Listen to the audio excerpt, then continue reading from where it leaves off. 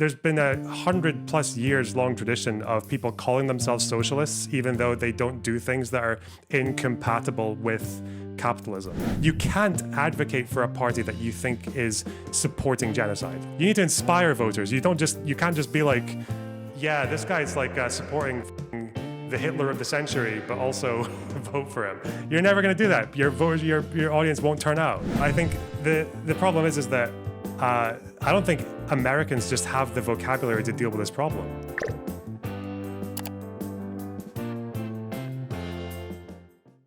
Shall we do the drama? Should we do the, well, it's a debate more than drama, isn't it? The WIC panel, there's so much fucking, how is there a 5-hour debate with Destiny and Pisco? What did I miss? 5 hours. You have 14 pages with that. This is actual politics. It's pretty key. I don't think it is. If you want, I think it's fucking trash. That's what this will be. I watched some of it, so I mean, I know what to prepare for. Okay. Plot twist, Lonerbox is going to disagree with Econoboi the most. I think that's very unlikely, but okay. Why is this muted? Oh, it's this. Okay. Fuck me. I wanted to. I could. I'm asking your opinion. Wait, my co-host is Marxist Leninist. Ask her about her political beliefs next time you're on stream. What's your evidence of that? Prior conversations. What do you mean? What is your evidence of that? What did she say? I don't have the fucking VOD offhand. Are you serious? You need me to have the VOD? You want me to have the exact VOD right now? Tell me what she said to you, bitch. No, I'm not a socialist. I'm a communist. That's why it says commie. Mainstream people who call themselves socialists are actually communists, but they're too scared to say that they're communists, so they call themselves a socialist because right now that's kind of like where the cultural zeitgeist is permissible of. But I do have one more quip. Are you in favor of abolishing private property? Oh, yeah, I am. There's some tensions are hiding, different communities. I don't know if Erin is a Marxist-Leninist. She's just a fucking retard, isn't she? Isn't she just like a very stupid person? I don't know. Isn't she just like a very dumb person? Didn't we watch her? Isn't this the guy who, we watched her with Hutch. We watched her talking about how she wants to have like a one-state solution in Israel-Palestine, even if no one in the region wants it. Like, what the fuck? And then she'll do the thing like, yeah, I'm still going to advocate for something I believe in, even if it's not popular. Like, if everyone likes slavery, I'll still oppose slavery. It was like, that's not comparable to self-determination. Like, how can you not realize that? It's a question of self-determination. Of course, what the people want matters, and self-determination. What the fuck? I don't know. That's mental. God. Things like that. So I might be a little more heavy-handed on moderation than I normally would be, because I do want the topic itself to be discussed at least a little. But other than that, I'm just going to give the mic to you guys and let you guys go at it. We're going to hand the mic first to Econoboi, give his thoughts, and then we'll just kind of go around. Econoboi, start us off. Yeah. Did you see the Arab League pressuring Hamas to surrender? Yeah, I did. Yeah. And I believe that was the nail in the coffin for the PLO in Lebanon, wasn't it? It was after the Arab countries were like, okay, get that. You guys are just causing us. You're just, what was it? What was the quote? The quote was about Arafat turning Beirut into an Arab Stalingrad and how no one wanted an Arab Stalingrad. Like, fuck that. But I don't know. Hamas they seem to be a bit more sturdy. Got a lot more conviction. New goal. Oh, I'll do a new goal. Don't worry. Yeah, so, for those listening, the topic is courting the far left. I take that to be essentially a political and strategic discussion about whether or not and how exactly we should or should not court the far left. And the way that I think of the far left, there's a lot of polls on this. Based on all the research that I was able to do, about 10% of people that vote for Democrats call themselves socialist, and about another 10% call themselves extremely liberal. So if we were to think Kamala got about 49% of the vote, that's to say that something like 10% of those people are either extremely liberal or socialist by their self-identification. And so I think that what that means to me is that we should take what those people say, those actually existing far left voters, seriously. That to the extent that they have demands, they should have a seat at the table. We should try to come up with some sort of coalition and platform that can balance the needs and desires of the far left and the very, very centrist in the party, recognizing that we're in a big tent. And then when it comes to anti-electoral leftists and anti-democratic leftists, which I'm sure we'll talk about on the show, I think that to the extent that those people have big platforms, Democrats should... You should put chat above your head. I don't think you understand how jarring it is to see like writing starting anywhere other than right at the margin. Look, that's horrible. That's so horrible. I can't do it. I'm sorry. Engage with those even though I understand that nothing's happening here. Okay. I understand. Platforms. So if Pete Buttigieg wants to like go on Hassan's stream and espouse the greatness of his campaign or the Democratic Party or something, I don't really have a big problem with that. But I don't think that people like that should be part of like the inner party or should be invited to the DNC. Somebody like Mamdani, if he becomes the mayor of New York, probably should get a speaking spot at the DNC, but probably not people like Hassan, because it's not clear to me that Hassan is like, quote unquote, an ally of the Democratic Party. And what I'll say is one last thing. I'll say that, you know, I think Destiny had said at some point he had clarified that essentially people who use the label of socialist. Right, align it. What, should I turn it into Arabic? Is that what you Yeah. Should be treated like Nazis. I take that to mean that they should be like very harshly socially excluded from the broader movement of the Democratic Party or like the broader left. But I think that would be extremely counterproductive because, again, these are just a big chunk of the people of the Democratic Party. I think I get accused of wanting to shrink the tent because I want to primary pro-filibuster senators, right? on ideological grounds. But I think to say that we should shun basically everyone that calls themselves a socialist in the Democratic Party, that's to say that we should shun essentially 10% of the base, which is, I don't know, I just think that's much more counterproductive than just trying to build a coalition with them. Okay, thank you, and we will get into it as we go. I'm going to hand the mic next to Pisco. Go ahead. Yeah, so it obviously depends on what you mean by court and what you mean by the far left. So obviously, like, you know, I would be in support if by far left you mean people like Mamdani, people like AOC, these kinds of people who identify, you know, Bernie Sanders as a socialist. I think that there are absolutely things that we can agree on with socialists, and we're a big tent enough coalition if what you mean by far left includes those people. But ultimately, this is a conversation I think about semantics. What is the far left? Who are the group of people who are like anti-liberal or anti-constitutional that you want to exclude? And to what extent do you want to exclude them? Does exclude mean invite them, don't invite them to create a party platform? Does exclude mean not interact with them in any respect? Even as Econoboi mentioned, to like use their platform either for a debate or to like promote the candidacy or to try to convince people. I don't know if I'll go that far. I certainly wouldn't want to incorporate any Marxist-Leninist ideas into the Democratic platform if that's what's being meant by courting the voters or courting the far left. So ultimately, it's a semantic argument, but we're not here for that. We're here because, in my opinion, there's been a bad faith campaign to basically smear me and Econoboi and Desire as having moved to the far left, as having put space in our coalition to really allow for anti-democratic, anti-constitutional ideas and to not push back on them. And I think what you'll find that there are tensions right now, I think, in the different coalitions, the different viewer bases, but they don't have to do with a big substantive disagreement. I encourage everyone who's watching, actually look during the course of this conversation, how much disagreement substantively is there going to be? If we're talking about like this semantic game about what a socialist is a socialist a Nazi?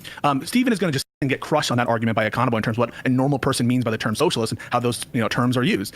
If he can produce any evidence whatsoever that me, Econoboi, or anyone on Live and Learn did something wrong in like bringing on the vanguard, notice if he can bring up anything that shows that we are taking a kind of illiberal approach or trying to do some kind of bad faith, like according of the tanky vote. If he can point to any specifics, or we're really just going to have more nitpicking on the sides while he encourages and frankly I think smears us as tankies, anti-liberal, and anti-constitutional. So I'm here definitely to get clarity on terms and to notice actually what is the room of substantive disagreement here. Or it's just as well I didn't move the chat, Because otherwise, look, it's covered now. We've got that the space is filled. You guys are fucking idiots. Okay, second. Okay, I know. I think is this the same thing that's going on? Maybe. It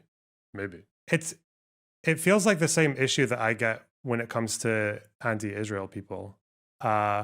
Because if you watch my content at all, you will know that I shit on Israel quite a lot. I shit on the IDF, I shit on the government, on the history. Like, if you want to know about any Israeli atrocity for the last 100 years or any Zionist atrocity, I can probably tell you more about it and why Israel did bad than like any of my critics combined. Like, I can probably do that for you, no problem. I shit on Israel plenty. But the problem is whenever I get in these debates with people, I'm like trying to explain. There's no point in me trying to explain to someone who's from the like snark or very anti-fan community that I shit on Israel enough, because it's never enough for them. Because really, the people who attack me for my positions on Israel, for the most part, I don't think their issue is that I'm too soft on the war conduct, or like there's this, or maybe because I said like there was this crime and I'm like, I don't know if this was actually a decision done by a commander or by the government or by a rogue, like things like that. That's not really the issue. Because that's nothing. It's not really a big issue. The issue is that ultimately the conduct is a proxy issue for the real issue, which is that they want the IDF or Israel destroyed, and I don't. Or that they want some kind of political, like they want an arms embargo, or they want to break ties. Like, it's more than just the conduct. Like, they want the conduct to mean something that I'm not giving them. Whereas with me, I don't want the IDF destroyed. I've got lots of issues with it, but I don't want them destroyed. I do want Hamas destroyed. And I think the people who attack me use the conduct as a way of escaping the fact that that's actually the real disagreement, is that what they seem to want is often the reverse. They want Israel to leave Gaza, and whether they realize it or not, the consequence is that Hamas are still there.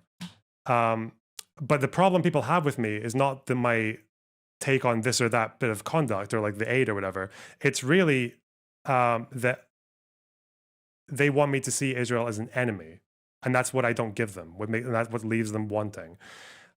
With this, I don't think it's necessarily anything Pisco has said about Vanguard or whoever that was complimentary to them, or anything that he didn't push back on. I think it's more that like that Vanguard conversation with Lib and Learn was you came out of it not really thinking that Pisco sees them as an enemy, as a threat to the Democrats. Same with Hassan, right? Like, Pisco can shit on Hassan like a million times, but I think that leaves people like Destiny or Destiny Community, or maybe even me, a little bit wanting, is that it doesn't seem like he sees them as an enemy. And I think that's the issue. Because they are an enemy. Like, if you're a Democrat or a social democrat or a liberal, people like Hassan are an enemy. They are a threat to you. They will bring you down. They will degrade and this idea that like the Vanguard recognizes that Democrats are bad or are not as bad as Republicans. Again, it's like, yeah, you can get a tanky to say that like Trump is 100% Hitler and Democrats are 99% Hitler. And they might even vote for 99% Hitler, but that's not really, they're going to spend the next 364 days shitting on Democrats and like basically hurting that movement. And I think that's where the issue is not treating the enemy like an enemy, but it's more just like treating them as respectable disagreements. Oh yeah. I don't know about the Vanguard to say if that holds, but I think with Hassan, it definitely does. I think that's the issue. All of this of Fugazi to cover up spite and personal conflict between him and other streamers. And is there really evidence that we're moving to the tanky left or the illiberal left? Okay, well, thank you for being here, and I'm sure we'll get into all of that. Let's give it first to Counterpoints. Go ahead. Yeah, so my issue with this whole thing is that there are socialists, which I define, I think, in a good faith way for the decommodification of basic human need and workers owning the means of production. There are also communists who believe that the end result of our material analysis should be a moneyless, stateless, classless society. I think these people exist. I think they have clout. I think they have influence. And I would use specific examples in our sphere of influence, like Erin or Straight Raid, who says that she's a communist. I would use the examples like Hassan Piker, who I just watched earlier today, is effectively holding hands with Marxist-Leninists and saying that he is a Marxist-Leninist. He's just, playing softy with the Social Democrats and the Democratic Socialists. That way he can get clout and influence and then radicalize them down a funnel. So for me, what I'm trying to point out is that if you pretend that this person is normal and nice and fine and a part of the coalition, then you're going to lose the moderates, you're going to lose the center right, and for every leftist you gain, you probably lose 2 or 3 moderates. So, the Vanguard, I have no idea what their politics are. I would frankly love to speak to them specifically about their politics. But if MLs are a part of the coalition, you're losing people. You're being politically ineffective. That's my argument. Okay, thank you for being here. And last but certainly not least, Destiny, go ahead.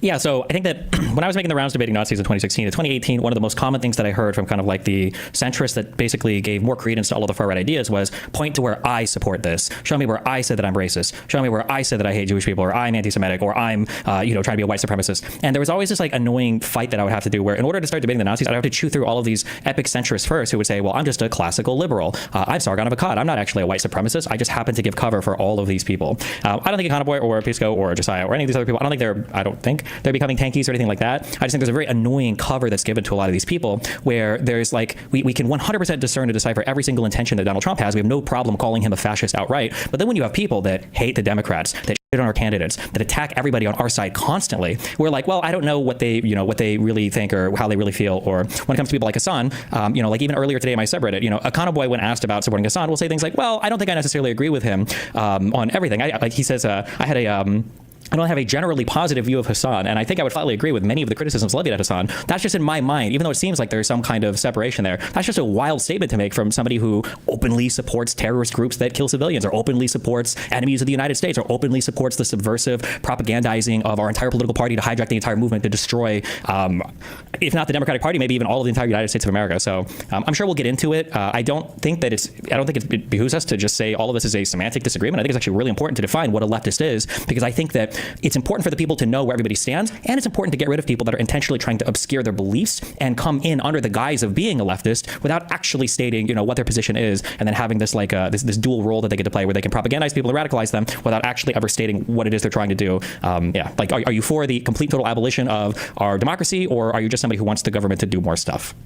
And just to get clarity, so we know what we're talking about, Destiny, are you saying that Econoboi and Pisco are running cover for those leftists that you think are infecting the Democratic Party, or however you want to put it, right? Yes, but I don't think it's like they're secretly tanky and so they want to provide cover for their tanky friends. I think it's more just like this. There's something that happens in the Democrat brain, and I've been guilty of it too, where you're so obsessively trying to seem like even-handed that you get rooted out in this world where you're like, I'm trying to be fair and I don't want to have like Hassan derangement syndrome, so I'm just going to say, they're not that bad. I don't know that much about any of this. I'm not sure, whatever. But what it happens, what it causes is this reality where, the conversation for this podcast, what was talked about earlier was, should we appeal to leftists when it comes to gaining political power? When do leftists talk about appealing to liberals to try to gain political power? Or when do leftists say, hey, maybe we should chill on shitting on the party, forever and ever when it comes to getting political power? Like, why is the conversation only ever on the Democratic side of things? That's just very wild to me.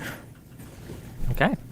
The floor is open. Go ahead. Should some socialists... I have a question. I have a question. Yeah, so this is both to Connor and to Stephen. Should some socialists, at least some, be catered to, be appealed to, and be part of the coalition? No.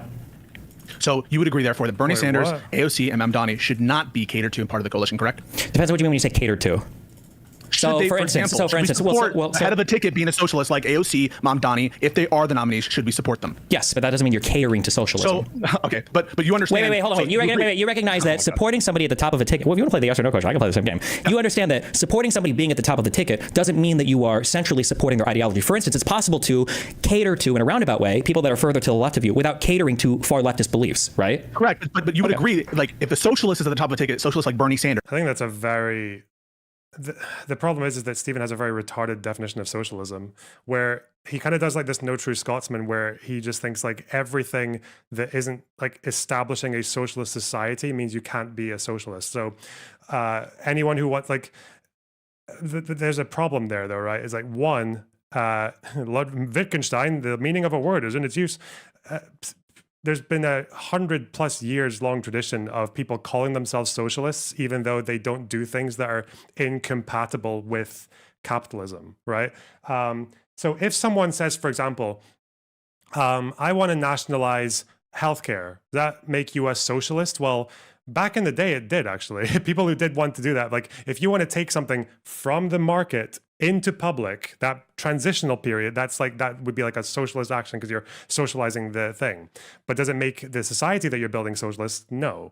And this is kind of how people distinguish themselves, like at least in history. Definitely in Europe. And in Europe, like Labour Party, right now, there are people in the Labour Party to this day who call themselves socialists in Keir Starmer's Labour. Because again, there were a couple of things that they nationalized, right? Like the allocation of funds to energy companies was nationalized. So I think were the railways nationalized, but not the trains, or was it the other way around? Yeah, like that was a thing as well, and that was a means of production, right? So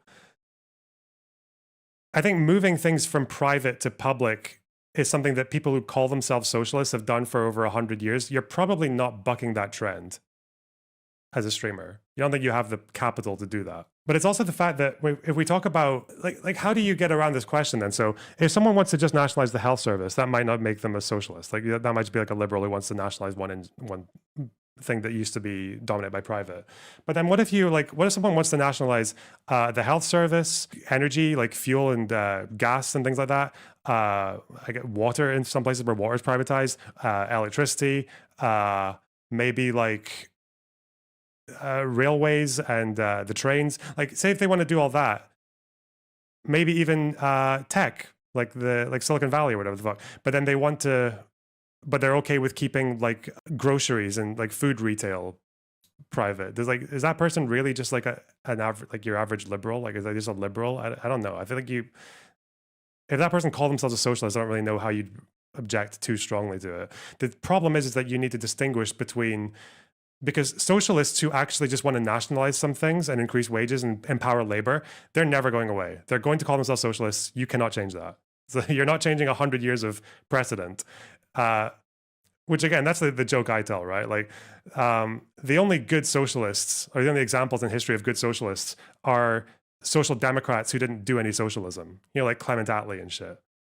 Those are the socialists, like the only good socialists, the ones who don't actually do it. All right, but there needs to be a distinction between people like AOC and Bernie who call themselves socialists, because when they say that, they are communicating big differences. Like Bernie wanted to nationalize quite a lot of, or turn a lot of industries into co-ops. So that's turning means of production over to workers, technically. There needs to be a distinction, and we have it in Europe. We have it in Europe where you had socialists and you had communists. Socialists were the ones who wanted to nationalize things, empower labor, regulate markets. Those were socialists, raise taxes and all that sort of stuff. But people who wanted to go the way of the Soviet Union and to abolish private property, they were the communists. And that's kind of how we distinguish them. I think the problem in America is that you haven't really had that distinction, because you never really had a self-proclaimed socialist in power, or a self-proclaimed like socialist agenda get played out. The New Deal was done in the name of liberalism. It was done in the name of saving capitalism.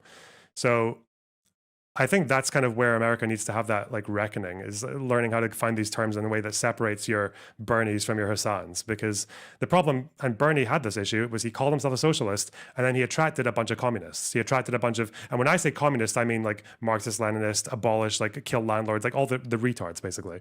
Bernie courted all them because for an orthodox Marxist or socialist, socialism is but a step towards communism. That's all it is. Socialism is like, if you're a socialist, you might as well be a communist as well. And that was a big problem. Whereas in the UK, if someone calls themselves a socialist, they're probably less likely to end up courting all that shit, because loads of people, like Labour Party, call themselves socialists. I think Alistair Campbell might still call himself a socialist, or but they're not. Ed Miliband, I think, called himself a socialist, or at least his defenders, his supporters did. But they're obviously not really needing to worry so much about like the tanky shit coming into them. Yeah. The Democratic Party should support the socialists on top of the ticket, correct? It depends what you mean by support. But generally, yeah, I think you should support who's okay. assuming So you're that, like, okay but with socialists being part of the coalition, correct? I don't really know if I consider Bernie Sanders or AOC to be like socialists. And why is that exactly? Because I don't think that they like fit under conventional definitions of socialism. It's more kind of like the decommodification of basic human needs and workers owning the means of production. Yeah, so that's your definition. That's your proprietary definition of socialism. That's but you agreed. Most socialist definition. So for example, do you disagree? It's not though. The problem is that there's so many social democrats who call themselves so. Yeah. With my definition? Yeah. Okay. So just to hop in here. Did Keir Starmer do this as well? Yeah, I disagree that is. Okay. Do you want me to answer the question, Connor? Give Econoboi space to answer. Go ahead, Econoboi. So, I want you to do a line of Adderall. Let Econoboi answer. Go ahead. I probably should have done an edible instead of Adderall before entering this debate. But to answer your question, similar to capitalism, socialism is a There's Labour's constitution. They don't have clause 4 anymore, but they have. And clause 4 was never really. That's a different debate. Does Labour's constitution still describe it as a democratic socialist? It does, doesn't it? Well, at least in 2023, page not found. Maybe they changed this. I don't think they changed it though. Yeah, this is what America needs to have its reckoning with, because you are losing, I think, a lot of valuable people when you say just like ditching socialists in general, because there's so many people who call themselves that, but like are not going to cross any threshold that you would consider like unacceptable. I don't think. 2024. Oh, this is Keir Starmer in 2024. I would describe myself as a socialist. I describe myself as a progressive. Yeah, I think this is like a ritual almost for Labour candidates, is to describe themselves as socialists. Yeah. And this is Keir Starmer, man. Keir fucking Starmer.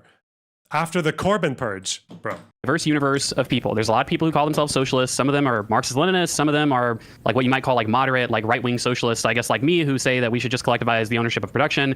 People have different ways of defining these things. For instance, capitalism includes people all the way from Fabian Liberty to people like Destiny, who basically endorses the Nordic model, right? And they're both capitalists, right? And so I think that of the 10% of people who call themselves socialists and are part of the Democratic Party base, obviously that's a very diverse group of people, ranging from the exact, essentially, people that I just mentioned. But if your philosophy is socialism, isn't your goal socializing everything at some point? Yeah, but why does that have to be? If you what? So if a socialist wants to socialize 70% of things, they're not a socialist?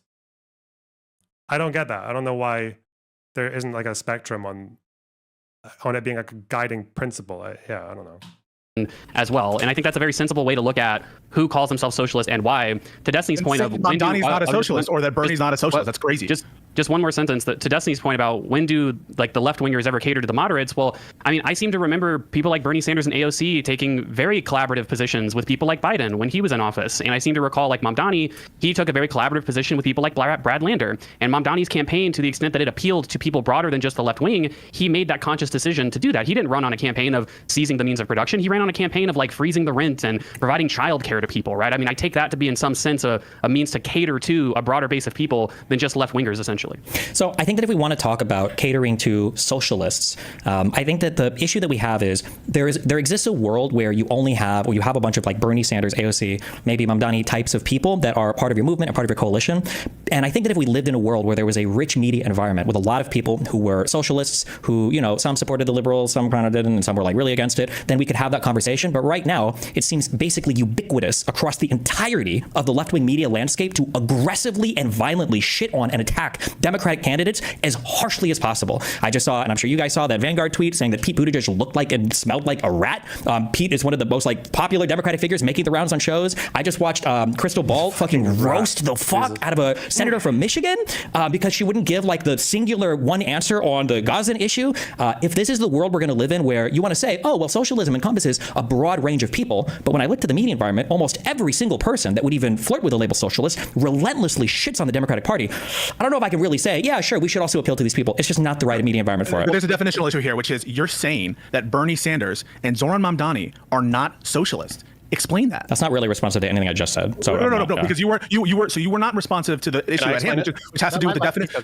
Yeah. So the question is, if you're defining socialism to only include the people that Steven doesn't like, then maybe there's not actually a disagreement here in terms of who should be leading the party or something. So I wasn't defining socialism as people I don't like. I was defining socialism. So we can talk about definition of socialism. What I'm looking at right now is the socialist media environment. My earlier argument was that I don't know if I would even consider like Bernie Sanders and AOC to be hardcore socialists. If I wanted to supply that argument, I didn't say hardcore. Socialist at all. Sure, socialist at all. Well, right now, who are the socialists all shitting on almost more than anybody else? AOC and Bernie Sanders. So I mean, are we going to cover this? That I don't think Stephen believes this. That right now, the attacks, like the relentless assaults on the Democrat, are not.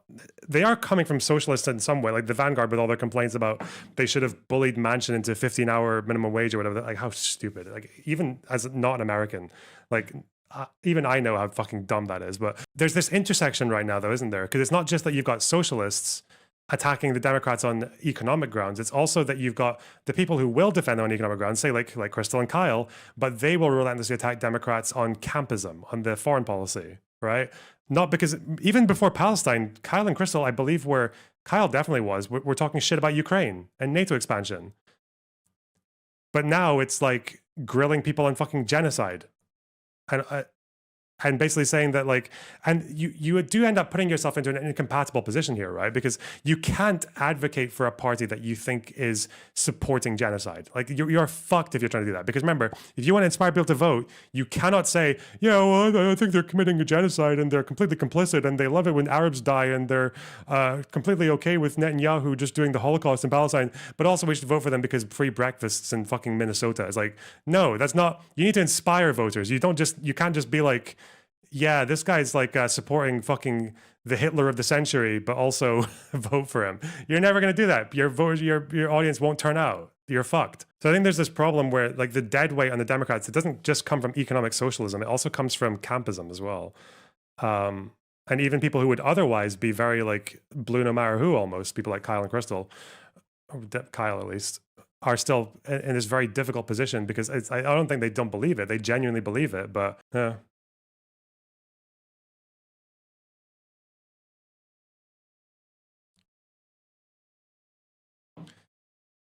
Yeah, you're just putting yourself in a position that's like, it's harmful. Yeah. Like whether they're shitting on them or not, Stephen, whether they're shitting them or not isn't the question. That's a separate question. Are they shitting or not shitting? The question is, should socialists be part of the coalition? You just said that Bernie isn't a socialist. He identifies as such. So AOC to be is not clear, a socialist. She identifies as such. Mamdani isn't a socialist. She identifies as such. What's your evidence they're not socialists? So identifying as a political thing doesn't make you that political thing. That's a tautology and that would be nonsense, number one. And number two, the question wasn't should they be part of the coalition. The question is should we appeal to them? Those are two fundamentally completely different questions. But Destiny, to be clear though, you're narrowing your position. It was just last night when you said explicitly anyone that uses the socialist label should be treated like a Nazi, right? In the media environment is what we're talking about. I'm commenting on your show. You clarified then, Destiny. Okay, well that's what you said last night. You're clarifying just people within the media environment. I'm just saying that that's a useful narrowing of the discussion. You can call it a narrowing if you want, but anybody that's watched any, like I don't shit on AOC, I don't shit on Bernie Sanders even, and I've been supportive of Mamdani for the. I think useful is one way to put about it. I think useful is one way to put it. I think Weasley is another way to put it, and I think it is Weasley. I think you're backing off of the strong position. The strong position is socialists shouldn't be a part of our fucking coalition. And now when you're getting pushed, I guess now it's the media environment. Now it's but you were. I didn't say socialists shouldn't be part of the coalition. I said we shouldn't be trying to actively appeal to socialists. Do you understand that those are two separate things? They're different statements. They're correct. They're different statements. No. They mean fundamentally two completely different things. They're two different statements that mean different things. They're two different statements that mean two different things. But your position, is it your position, therefore, that the Democrats should, as part of their coalition in terms of who to vote for, what kind of policy support, to humor people like Mamdani, humor people like AOC, and humor people like Bernie Sanders? And if that's the truth, then I think don't know what that statement means. Should they humor them? Like, what does that mean? Like, put them on the ballot? Well, I don't know what that question means. Like, should they just have a seat at the table? Whatever you take that. What is a seat at the table? Like an Outback Steakhouse? That's what I'm asking you. So, for example, you're the one who says that we need to excise these people from the party. I actually don't know what you mean by that. So whatever your vision of having a seat at the table, not being excised, whatever you're using when you say these people need to be gone, under that definition, do you think? Sure. Let's let Destiny. Those are good questions, Pisco, and I'd like to know the answers too, right? What do you mean, Destiny, when you say we need to excise these people? How do you? Yeah, my fixation is almost universally on the media environment when I'm having these conversations. I think when I was watching you guys talk, it was also generally on although sometimes you guys would try to go back to AOC, but like politicians operate kind of in a different world than the media environment operates in. Most of my criticism on the media environment that all calls themselves like leftists or socialists seem to relentlessly shit on Democrats. And I just think it's a really unhealthy and bad world. Again, where you see a Michigan senator wants to dip her toes into the podcasting world. And one of the jokes I made about Kamala is one of the reasons why she probably didn't do any shows is because she would get fucked by the right, the centrist, and the left, and she goes on a leftist show and she gets fucking shit on because they only want to talk about fucking Palestine. This is a senator from a blue state, from Michigan. Jesus, that's insane to me. And it would be nice if we actually had like a strong center-left position and a strong center-left media apparatus, and not just a bunch of leftists who fucking hate the party and just want to shit on us all day. Do you understand our position to be that we disagree with your assessment that leftists constantly shit on the Democrats? Do you think that we disagree on that? I'm not sure all the time. I can't tell. So you're not sure. So we're here to discuss something where you're not sure if we agree with you on the position that the lefties constantly shit on Democrats in ways we don't like. We agree. Was this the Dem senator? This hers? Yeah. Joining us now is Senator Alyssa Slotkin of Michigan. Senator, thank you very much for joining us. We appreciate your time. Thanks for having me. We have a very limited amount of time. This is the internet, so you're here, and it's important that we ask some of the questions that are animating some of the younger voters and others. I assume that's part of the reason that you're here. The first is about Jeffrey Epstein. It's a story that's really captured a lot of America's interest. So you're a former CIA officer. Do you think that Jeffrey Epstein had any connections to U.S. or Israeli intelligence agencies? So, not that I've ever seen or heard, but there's really. Where's the bit where? Oh, I remember. This is also where you get the issue. I remember this. This illustrates the issue so well. Fuck. Is it this? Where do they start yapping about Israel? Right? Like horrible. Oh, yeah, here. Do you accept? But Senator, it's not just a political issue. It's number one issue. That doesn't always represent the majority. And I think if I can push back, like if you, we do, training? Okay, we're out on the road every day in Michigan when I'm there. In some communities, that issue is the number one issue, 100%. And like, I mean, up till this morning, right? Like people texting my phone and talking about a plan, some of the things we're working on. But I go outside the Detroit area, it's not in the top 40. But Senator, it's not just a political issue, it's also a moral issue is what I'm trying to get to. So let's talk about those, calling them balls and strikes, if you will. So first of all, do you accept that Israel has a policy of enforced famine and starvation in the Gaza Strip? I think I literally put my name on a letter yesterday or last night that says like a policy of starvation, people are starting to starve. Okay. And in general, I mean, I served in places like Ramadi and Fallujah. I watched in 2004 and 2005, Al-Qaeda terrorists drag American citizens behind a vehicle until they died, right? Like horrible, and then string them up, like a lynching. Okay. We still had a responsibility to get aid into Fallujah.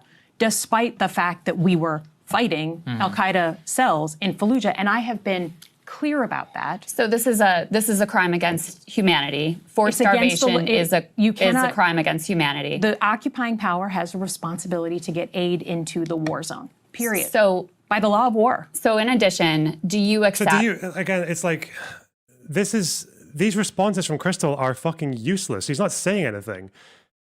That answer, and this is the thing, again, it's like, Crystal is not trying to get this senator to talk about how to improve the situation or how to use international pressure to alleviate the suffering or to whatever else, right? Or to call out the crimes, right? So she says there's a policy of starvation, and she's talking about how, like, even in Fallujah, like, we fight cells, but you have to allow aid in and all that.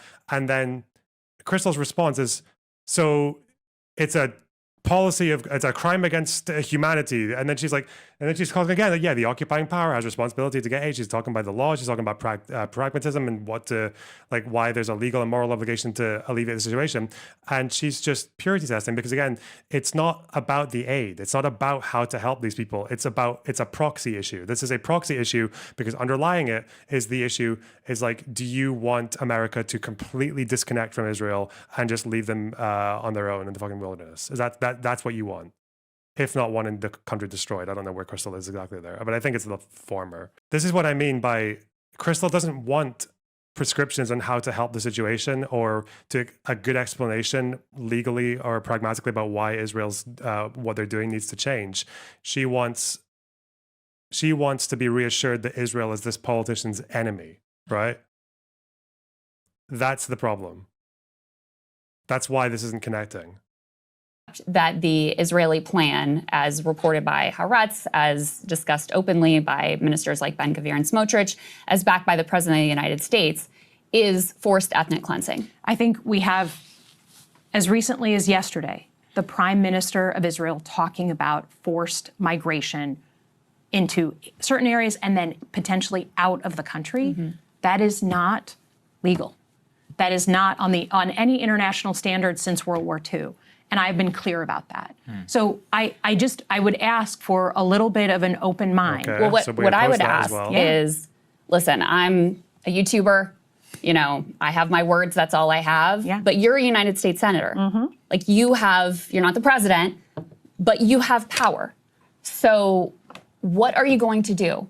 Because so far what we've seen, I mean, you voted for some of the aid that's been used to massacre children and innocents. You know, you have backed Israel, as far as I can tell, you know, from your voting record at almost every turn. You voted for a definition of anti-Semitism that would, you know, codify anti-Zionism as anti-Semitism. You voted as a member of the... Is this the... It's not HRA. What is it? IHRA. Is that it? International Holocaust Remembrance. It would be this definition, right? I think this is the definition that everyone says would make anti-Zionism anti-Semitism. What is it actually? What does it not mention Zionism? Calling for, aiding, or justifying the killing or harming of Jews in the name of racial, radical, or extremist view of religion. Okay. Dehumanizing stereotypical allegations about Jews, collective power, myth or conspiracy, Jews control the media. Where does Israel come in? Accusing Jewish citizens of being more loyal to Israel or the alleged priorities of Jews worldwide than to the interests of their own nations, denying the Jewish people their right to self-determination by claiming that the existence of the state of Israel is a racist endeavor. Again, you can be critical of Zionism without crossing this threshold. This is the thing. Like people said that criticizing Zionism makes you anti-Semitic because of this definition. I don't think that's true. I think it's just something that gets floated around. And yeah, but that's been a truism amongst these groups for a long time. Holding Jews collectively responsible, drawing comparisons of contemporary Israeli policy to that of the Nazis. Yeah, that's true. Yeah. Unless Israel starts doing things that actually are like one-to-one or even close to one-to-one with Nazi behaviors towards Jews, but we're not there yet. No, not even close. Yeah, that's just the straw man of the definition. It's a very popular one, though. I remember first hearing about it on the Corbyn years. The House to sanction the ICC for indicting Benjamin Netanyahu, who you just admitted is a war criminal, you know, by your own words. So are you going to join Senator Angus King, Senator Bernie Sanders in saying no more aid to this country that is committing war crimes against innocent civilians. I think the first thing, if you're asking about what to do with power, and I would offer that right now Democrats own nothing in Washington. So don't play powerless with me. You're a United States senator. There are things you can do. In terms of who runs our You foreign... just said to cut off aid from Israel. Like, no, that actually is something that just a senator from fucking Michigan, a fucking swing state, a battleground state, probably can't do. No, sorry. Powerless versus being able to influence cutting all of aid from Israel from the United States. So dumb, man. Make the one phone call. I'm calling from New Jersey. I'm calling from Michigan. That's bigger than New Jersey. Bigger than you're fucked. Netanyahu. Yalla, shalom, shalom. This caller is from one of the big states. Oh no, bro. Yeah, that's bad. That lefties constantly Democrats that in ways that we don't like. We agree with Hutch, for example, when they constantly shit on people like Biden in certain ways, even though I shit on Biden in some respects. We agreed on the AOC tweets that they shouldn't have shit on her that way. And so there's no disagreement there. So that obviously isn't what we're here to discuss on a point that where you're unsure that we disagree on. I wasn't saying that we had I was asserting strongly that we massively disagreed there. So what was there? I got something I massively disagree with. So, okay. I think that every single leftist that I've talked to online, anybody who has any kind of political knowledge whatsoever, defines socialists as decommodification of basic human needs and workers owning the means of production, and they use that definition repeatedly.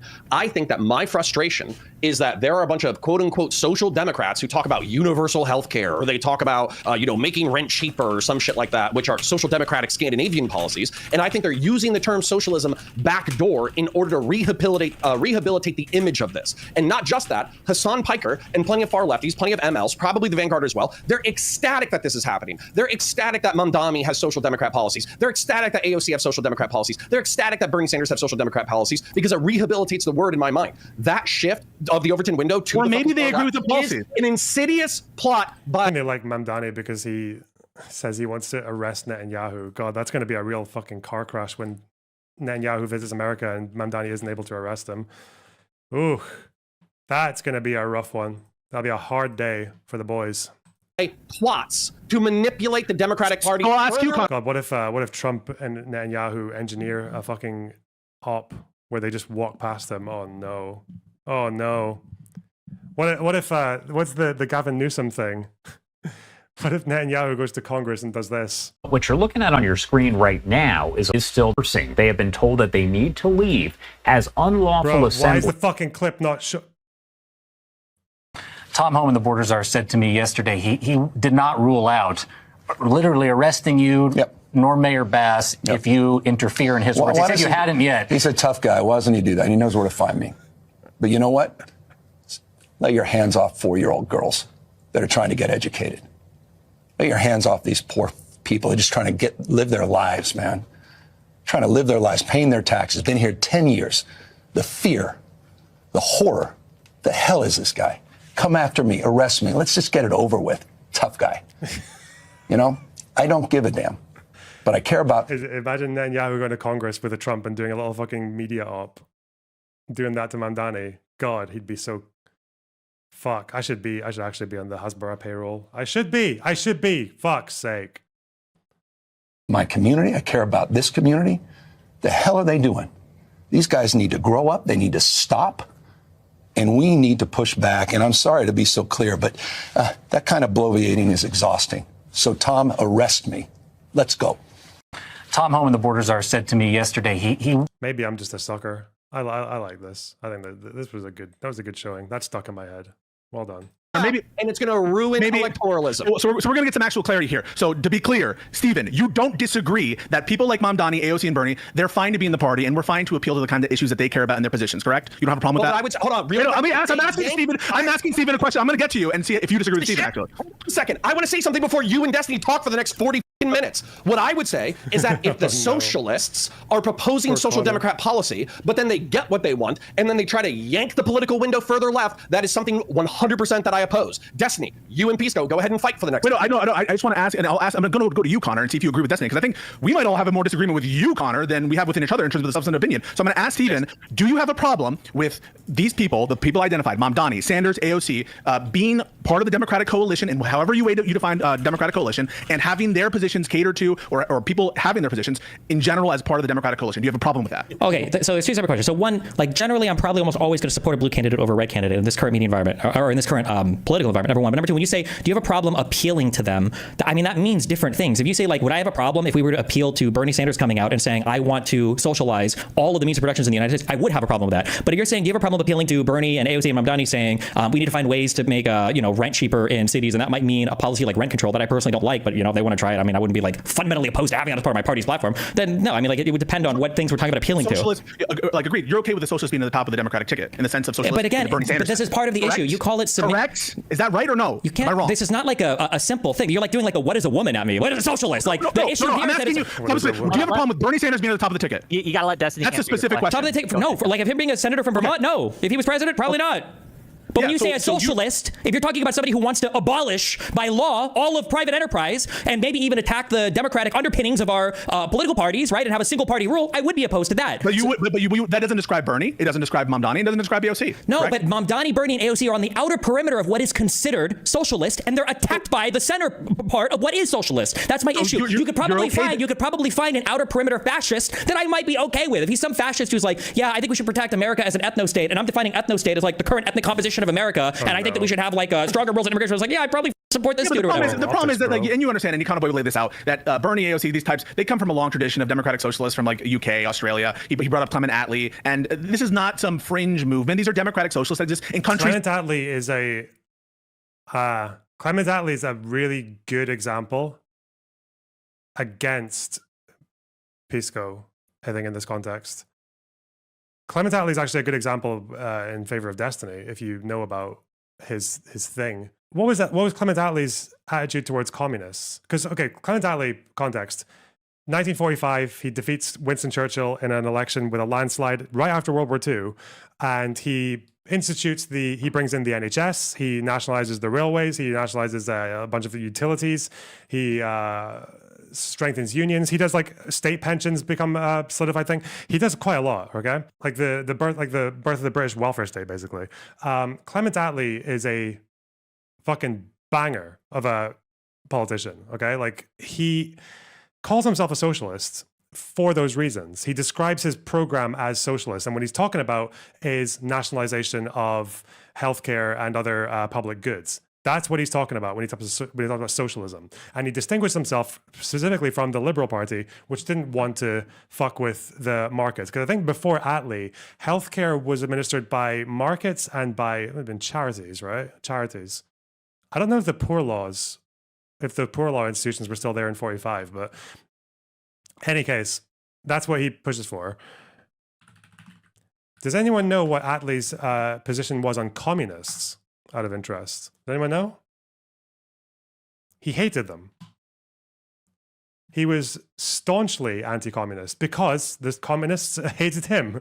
They called him a social fascist, like any of the other ones, because ultimately his policies were like, in a more strict definition, they were social democrat. And under Stalin's direction, the Communist Party thought that someone like Attlee, who did not want to turn over the British system to the entire state and to make it like a Soviet United Kingdom, that was a problem. And to them, those were the biggest enemies. They were called social fascists, social democrat, social fascist. So not only was Attlee in a position where, despite calling himself a socialist, the communists saw him as an enemy. They never liked him, and he never liked them. And he made it clear that, again, he was their enemy. You know how? Do you guys know about like the British equivalent? Because we never really had McCarthyism in the UK, but the closest that we ever came to McCarthyism was under Attlee. It was in 47 when he formed a cabinet committee on subversive activity. And the threat was, it was to specifically target members of the Communist Party. So people, he had a list, I think from MI5, of people who were suspected, often erroneously, of being communists. He also made sure that members of the Communist Party, or even loosely connected people to the Communist Party, could be employed in sensitive jobs, like the civil service, or even people who worked for companies that had government contracts. Loads of people, like a lot of innocent people, lost their jobs because of Attlee's staunch opposition to the Soviet. He was also a fucking war hawk. He opposed the Munich Agreement and everything else. He was in the war cabinet with Churchill. So the problem, though, is that although Attlee distinguished his position from liberalism and the Liberal Party because of all the nationalization and all the high taxation and state intervention in the economy, the problem is that I think Destiny would see Attlee as a liberal, because Destiny's definition of being a socialist is someone who actually intends to create a socialist society, and not someone who is amicable to some socialist principles, but not as like an absolute. And that's kind of where the problem is, which is why I think Pisco thinks Attlee supports his. But I think if Destiny knew, his response should be something like, Attlee made no mystery about his position on the socialists who were compatible with liberal values and the ones who weren't. The ones who were not compatible with liberal values, like the Stalinists, the Tankies, the Communist Party members, they were completely excised, and they were actually hunted as well, in a way, by the state. So, yeah. I think that's probably where the difference is. Clement Attlee's a really good example of that, actually. Yeah. Rip. It's all over the world. So we're not talking about this idiosyncratic belief of socialism. It's a version of socialism that exists, and you're okay with it being part of the party. So the question isn't one of categorical. You're okay with some socialists. You would vote for some socialists. I'll ask Connor the same question. Connor, are you okay with someone like Bernie Sanders being on the top of the ticket, AOC being on the top of the ticket of the Democratic Party? No, I would either abstain from voting or I would vote against them. Like, for instance, if there's a moderate Republican compared to AOC or Bernie, not that moderate Republicans exist anymore, but if they existed, I would pick a moderate Republican over AOC or Bernie. I think the bigger disagreement between you and Destiny there. I think Destiny's well, some to be clear, Connor's a Republican, so I expected him to say that. Yeah, no. The nail in the coffin is for Pisco is at least Attlee would side with Destiny in this debate. Would he though? Because Attlee called himself a socialist. Attlee would be like, "Why are you getting rid of me? I'm the socialist." No, I think the problem is that I don't think Americans just have the vocabulary to deal with this problem. The problem, that's it. They don't have the vocabulary for it. Because in Europe at this time, especially throughout the entire 20th century, you were socialists and there were communists. The socialists did not want to change the entire country into a socialist country. They were people who were just like left of the liberals, left of the liberal parties. But yeah, Americans don't have the vocabulary for that. They don't know how to, because so many of the socialists in America are just communists, and yeah, problem. But also a lot of the right wingers call anyone who wants the government to do anything socialist. So yeah, America just has never reckoned with this issue, I don't think. What do you do about that? That's why you can't really have this debate without them defining terms. They need to agree on what do we call the ones like the Bernies and the AOCs, and what do we call the Hassans? Because like they belong in different spheres. One of them is a friend to the Democratic Party, the other one's an enemy. Shit. But voting for somebody is a lot different than appealing to somebody. These are two different things, and we keep playing like this like clever game of trying to swap one out for the other. Where do you think? Let Destiny finish his thought. Well, that's it. No, I'm just saying that like appealing to somebody is a lot different than voting for somebody. I'm guessing if I was in New York and there was a plethora of candidates, Mamdani probably wouldn't be my first choice, but I'd probably vote for him in the primary, or I'm sorry, in the general. But that doesn't mean I would like want to appeal to a socialist or whatever. But I agree that we have to. I think there's a useful thing to look at what this actually looks like in actually existing politics, right? So in 2016, when Bernie Sanders got 45% of the vote in the primary, something like that, he was involved in the platform committee for the DNC. He was like a main speaker at the DNC in 2016. He was able to extract a lot of concessions to the party. Like I think that because of him, the party added in marijuana legalization, a $15 hour minimum wage. I think carbon pricing, and I think maybe there was some stuff about the death penalty. I want to say that was Clement Attlee a Marxist? No, I mean. Again, the Social Democratic Party in Germany called themselves Marxists, but they just the actual Marxists hated them. I don't think Attlee, did he ever call himself a Marxist? Oh, he might have. I don't know. Let me, I've got his biography here actually, because I was reading about this as well when I knew that it came up. Wait, what? This chapter, ironically, is called One Nation Building Jerusalem. Everyone called the 1945 government socialist. Churchill called it socialist with a capital S, and a whiff of foreigners and gulags. Thank you, Churchill. Dalton, this is why Churchill lost this campaign, because he ran a smear campaign, basically, like old school fucking shit throwing. And Attlee was with the Beveridge report, like promising welfare and healthcare and all this shit. Damn, what a time. Fuck.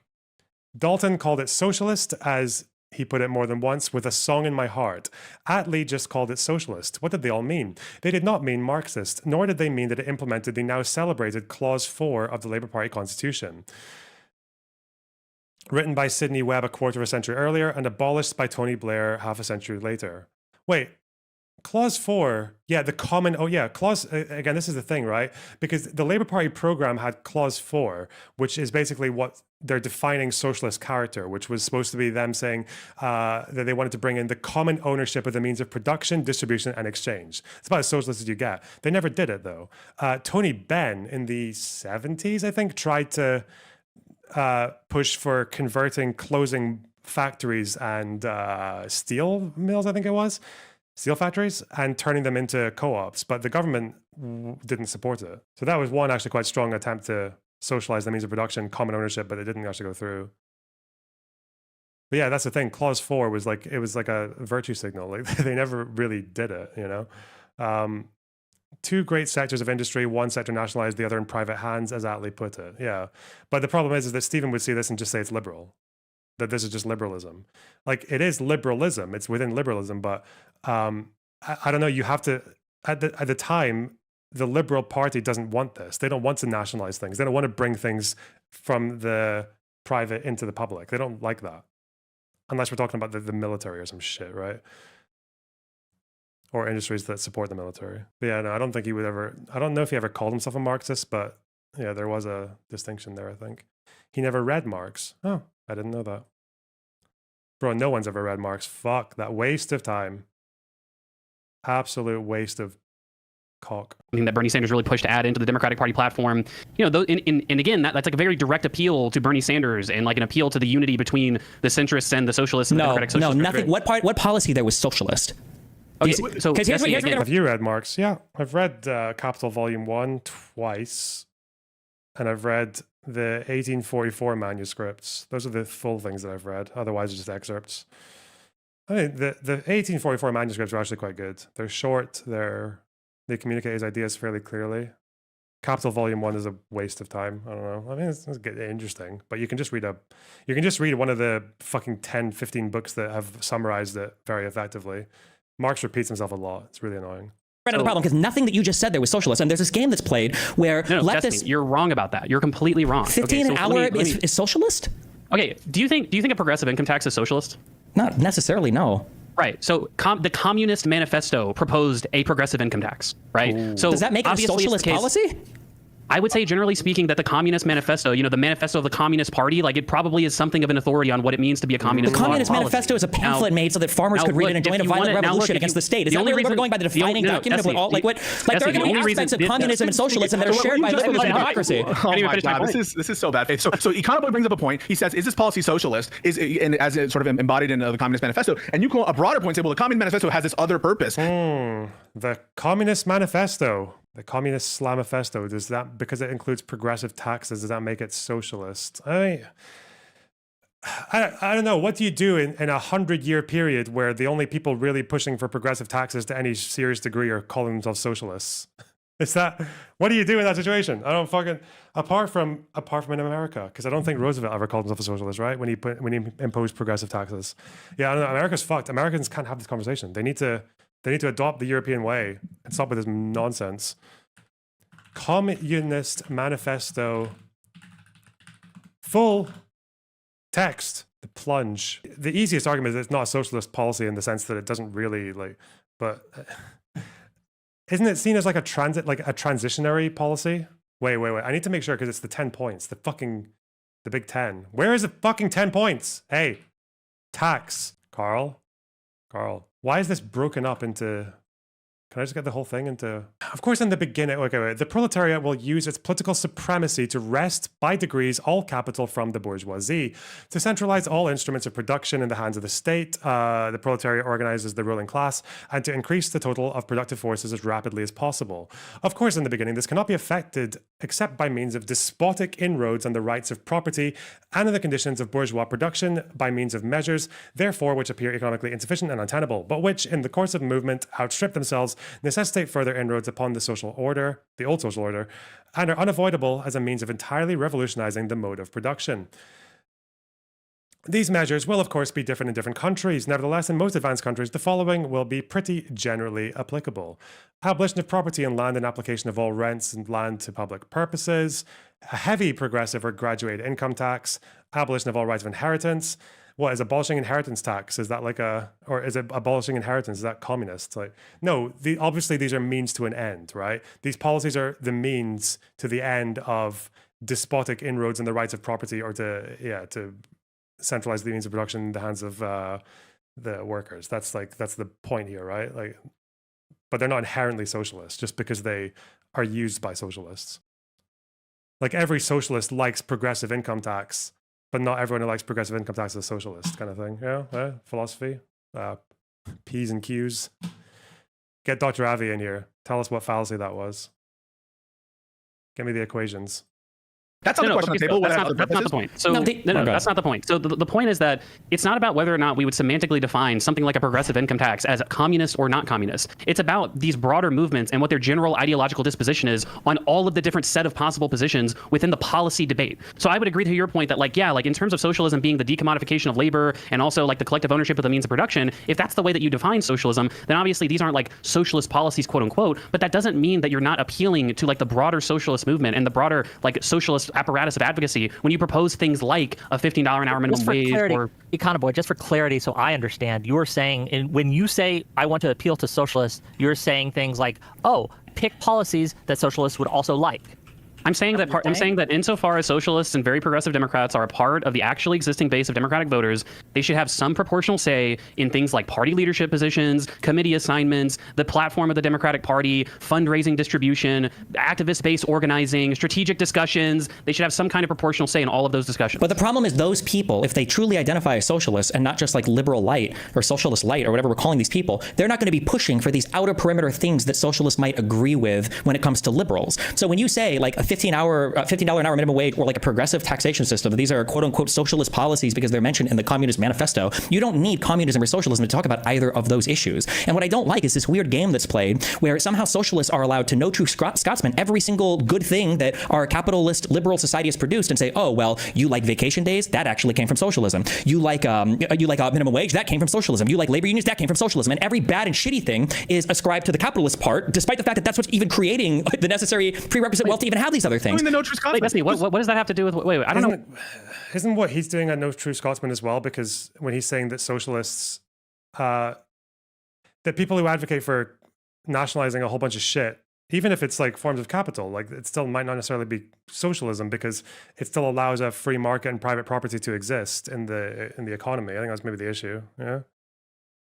Like in the Industrial Revolution, there were people who still were okay with the monarchy owning property and even capital to a degree that you couldn't buy or sell. Monarchs owned it or lords owned it but did that preclude them from being capitalists just because they weren't wanting to put everything on the market?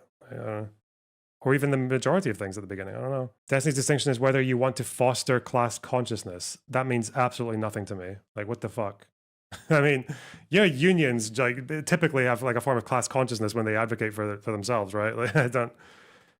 No, I think the difference should be whether or not you want to actually abolish the market economy. I think that's kind of where but there are people who call themselves socialists and have done for over 100 years who have not wanted to do that. I don't know. The European model makes sense to me to distinguish socialists from fucking communists. And that's also quite good because you know who that would confuse? That would confuse actual communists because they all think socialism should mean communism. So when more socialists appear, but people who just want to nationalize healthcare appear, then they're going to be like, oh no, what do we do with this? The European model doesn't. It's called social democrats. Are you not European? Are you how many fucking European leaders do I need to bring up who do social democracy but call it socialist? I think this still happens to this day. I don't know what you're. All right. Fuck. What that has to do, at all, with what I just said. What I'm saying fundamentally is that I think it's sensible to make policy concessions to the broader socialist apparatus insofar as they're a part of the base. It sounds like you don't. We don't have to make it. That's not a policy concession to a socialist. It's literally. Hold on. Wait. It isn't ML Lonerbox. Econoboi, get in my chat. Get in my fucking VC. I'm gonna illustrate the entire problem right now to you. Okay. Get in, quick, before it's too late. I mean, you don't have to. Obviously, you can come if you want. No, absolutely not. If you got Yes, it absolutely if you got rid of all the socialists, could you still get a 15 an hour minimum wage? Yeah. Then it's not a policy concession to socialism. Wait. No. Really quick, Pisco.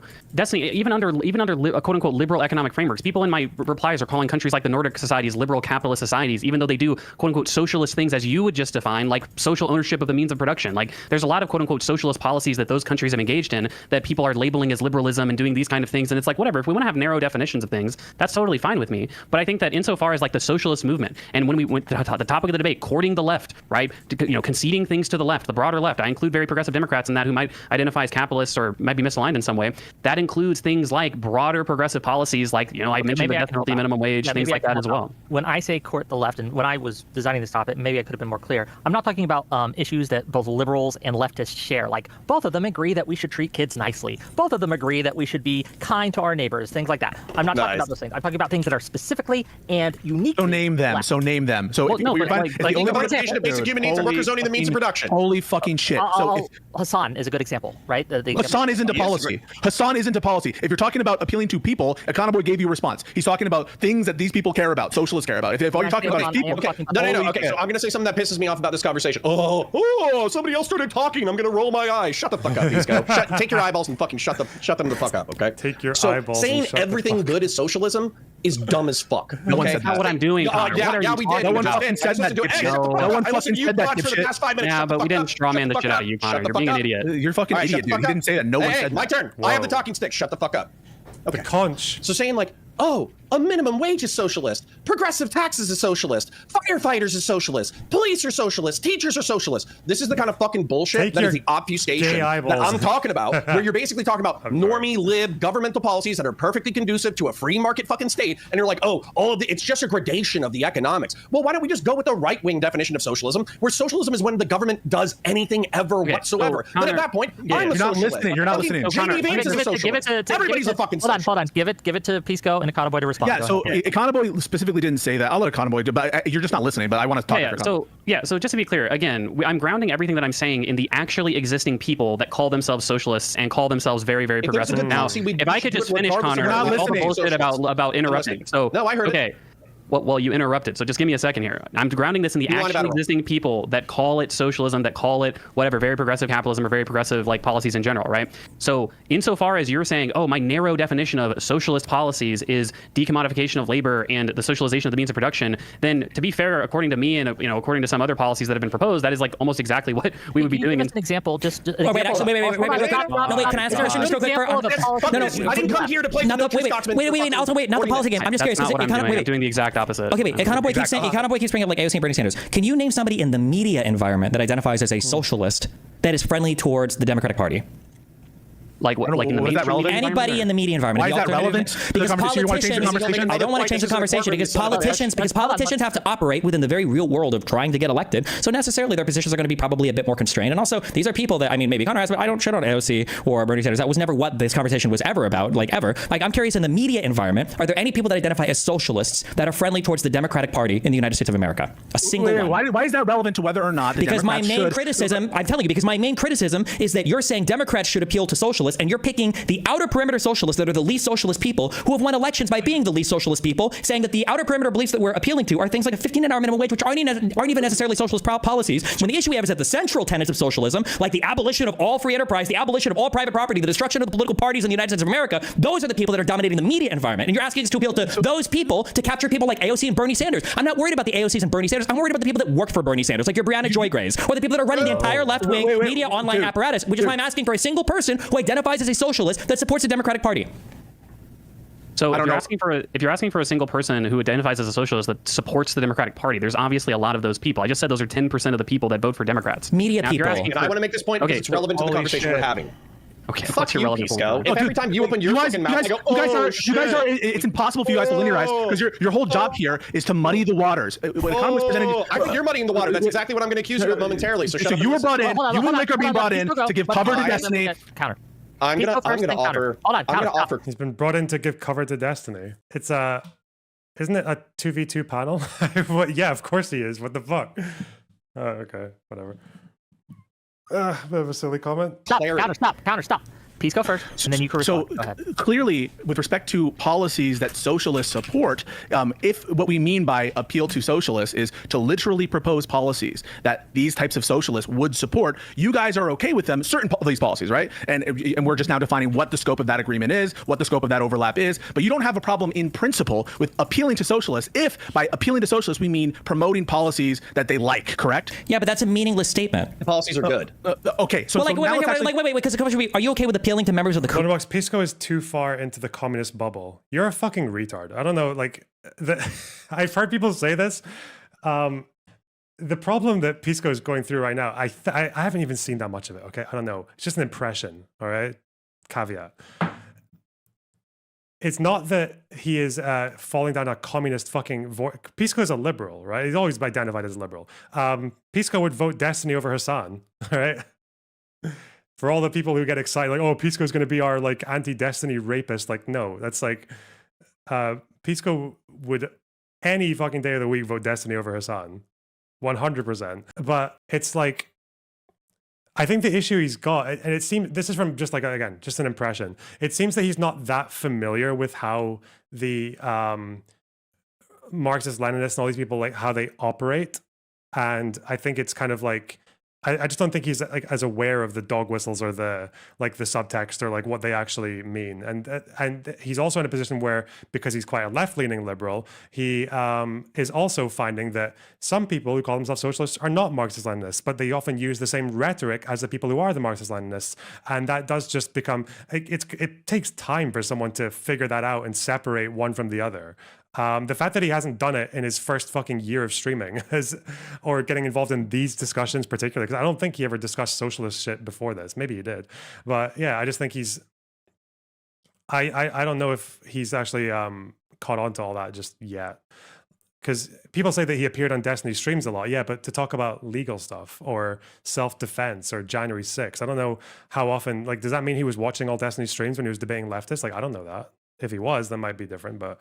Yeah, I think, because right now I think Pisco's in this position where, can I illustrate this? Am I confident in my ability to illustrate this process? Okay. There are people like Pisco who are liberal. They are not socialist. They're anti-socialist, okay? That's why they're on the right. We're putting them on the right of this Overton window. And then there are Marxist-Leninists who are anti-liberal, anti all the good things. They want to bomb Israel after attempting one perfect phone call. And you'd think this distinction should be quite clear, but it's not. It's not actually that clear. The problem is that in between these two, you have people here who call themselves socialists, and they will overlap quite a bit with liberals, like progressive taxes, or they might want to like free healthcare and all this. There's easy overlap here, and even if all the socialists in the media space are shitting on Democrats, like which this area is, like yeah, they might just religiously shit on Democrats for 364 days of the year, and then maybe on one day they'll say, "Oh, but you should still vote for them." But they still like, if you're a Pisco, like you probably see this, and you see a lot. Like this might be the majority of what you see. And that's going to be kind of appealing to you because, like, this is a popular movement. These are people who can be worked with. These are people who have common goals. We all hate MAGA, right? Well, that's a huge thing there. But the problem is that Marxist-Leninists are not here. They're also not even here. They find a way to get here, and they will adopt the rhetoric of liberalism and social democracy and all that when it pleases them, even though their ideological position should really be all the way over here. It's miles away, like the world that they want to see. And I think this is where it makes sense that people would see people like Hassan and even liberals, and this is why I think the liberal media gives Hassan a fairly like the mainstream liberal media gives Hassan a fairly like positive hearing. And I think it's because they see this. Hassan will do this rhetoric sometimes, and then you just, well, he's a streamer. He's streaming way too much for us to do like a full fucking vetting or analysis of him, or just because he literally admits to masking on when he talks to these people that this might be all they see. They don't see this. It's like the Kantian shit with the eyeball. What's it? That's a fucking nipple. No, I want to, how do I do an eyeball? Eyelashes. Okay. Eyeball. Okay. And it's like, you see the there's like phenomena, and then there's whatever, which is what we see, but then there's reality as it actually is. And the Marxist-Leninists work very hard to just give you this. Whereas this, you don't really see all this, because they do this when they're talking to the Deep Program, and who the fuck has time to watch a Hassan and a Deep Program episode? So I don't think it's like audience capture or Pisco being turned into a communist or all that. It's because I just don't think he's maybe quite noticed yet, or maybe he has. It's just he just not noticed it to the degree that Stephen would like to. Maybe he hasn't noticed exactly like where the fucking how to separate these guys from these guys, because these guys, I think in some part you can work with them. These guys never. These guys are enemies. They are scum. Also, yeah, I think Pisco's got like a job as well as streaming. Yeah, so do you know who else made these mistakes? Sorry, Stephen made these mistakes. Didn't he? Didn't he befriend fucking Vosh and Hassan and all these people like for quite a while because they masked on quite well with him? I made that mistake for a long fucking time. I had to be a socialist or a self-proclaimed communist for fucking 10 years before I realized how mental these people were. Before I started making content online and streaming and absorbing it the entire like all fucking day. That's when I noticed things were wrong. It took a long time. So yeah, I don't think like, I don't know why. Again, I keep saying this to you guys, chat. Like assume good faith until proven otherwise. And I think you're assuming bad faith on Pisco before you, when you haven't been proven like otherwise on good faith. Yeah, sorry, hi. Hey, sorry, yeah, I'm on my phone. How do I sound? Is this tolerable? Yeah, I'll tolerate you. Yeah. I'll tolerate you too, my socialist brother. Fuck you. Listen, okay, did you hear me talk about Clement Attlee earlier? I saw you had described him as something like a social democrat that didn't really do socialism, but that's about it. Okay, that part's not particularly relevant. Okay. I think it's fine to call Clement Attlee a socialist, right? Because I'm from fucking Europe, and how many I'm not going to turn over 120 years of social democrats calling themselves socialists, or people who do nationalization and calling that socialism, even though they have no intention of ever doing a Marxist-Leninist Soviet shithole, right? Yeah, you believe in that, like nationalizing healthcare and all that, and you want to call yourself a socialist, like, yeah, you are. That's the use of the word, that's its meaning. The thing that I think is going wrong with this whole interaction is, maybe Hutch feels this as well. You didn't get the bit when I spoke about Clement Attlee and his attitude towards communism, did you? No, but I understand that Clement Attlee and this is the history of all Oceanic and European labor parties, where they all, to varying degrees, go to great lengths to distance themselves from Bolshevism and essentially the contemporary Marxist-Leninist movements of the time. Like one example that I thought was particularly funny was a lot of Labor Party manifestos from Oceania and Europe. They'll focus, like, we believe in democracy, like, we're not Bolshevists. The Australian manifesto from, I think, like 1929 basically said, like, we are not the socialists of Bolshevism or something like that, right? Because they had this kind of constant struggle of association even 100 years ago. But they were also still nonetheless distinguished from liberals, because the Liberal Party definitely didn't want to nationalize the health service or the railways or progressive taxes or anything else, right?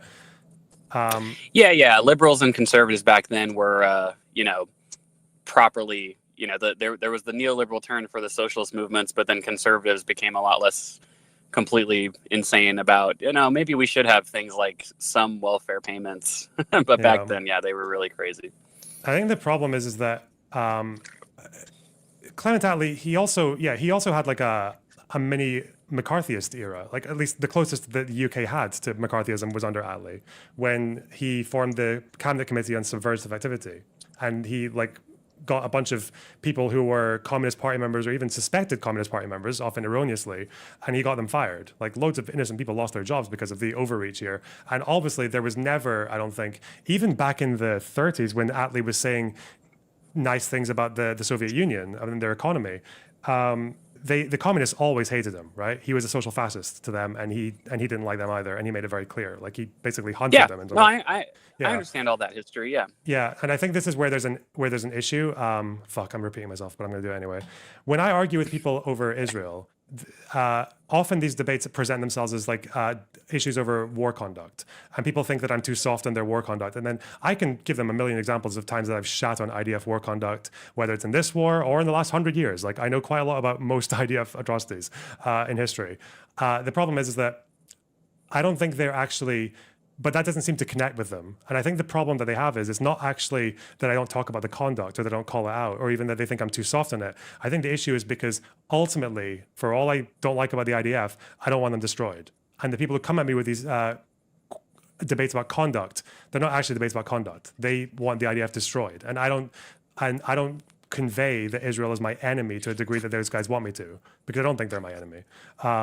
And I think that's the problem. And I think the issue that we got here is that although I guess like you and Pisco and all that seem to have no time for vanguardism or MLs and all that, I think maybe Hutch is getting this as well. They're not getting it communicated clearly enough that you see these people as enemies, or maybe you don't.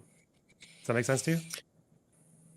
Yeah, I mean that's pretty clearly the kind of main disagreement. I mean, I think that, you know, and I understood that, and I understand that now. I think that, you know, my general argument in that regard is like, okay, it's mostly just like, okay, I mean, I guess like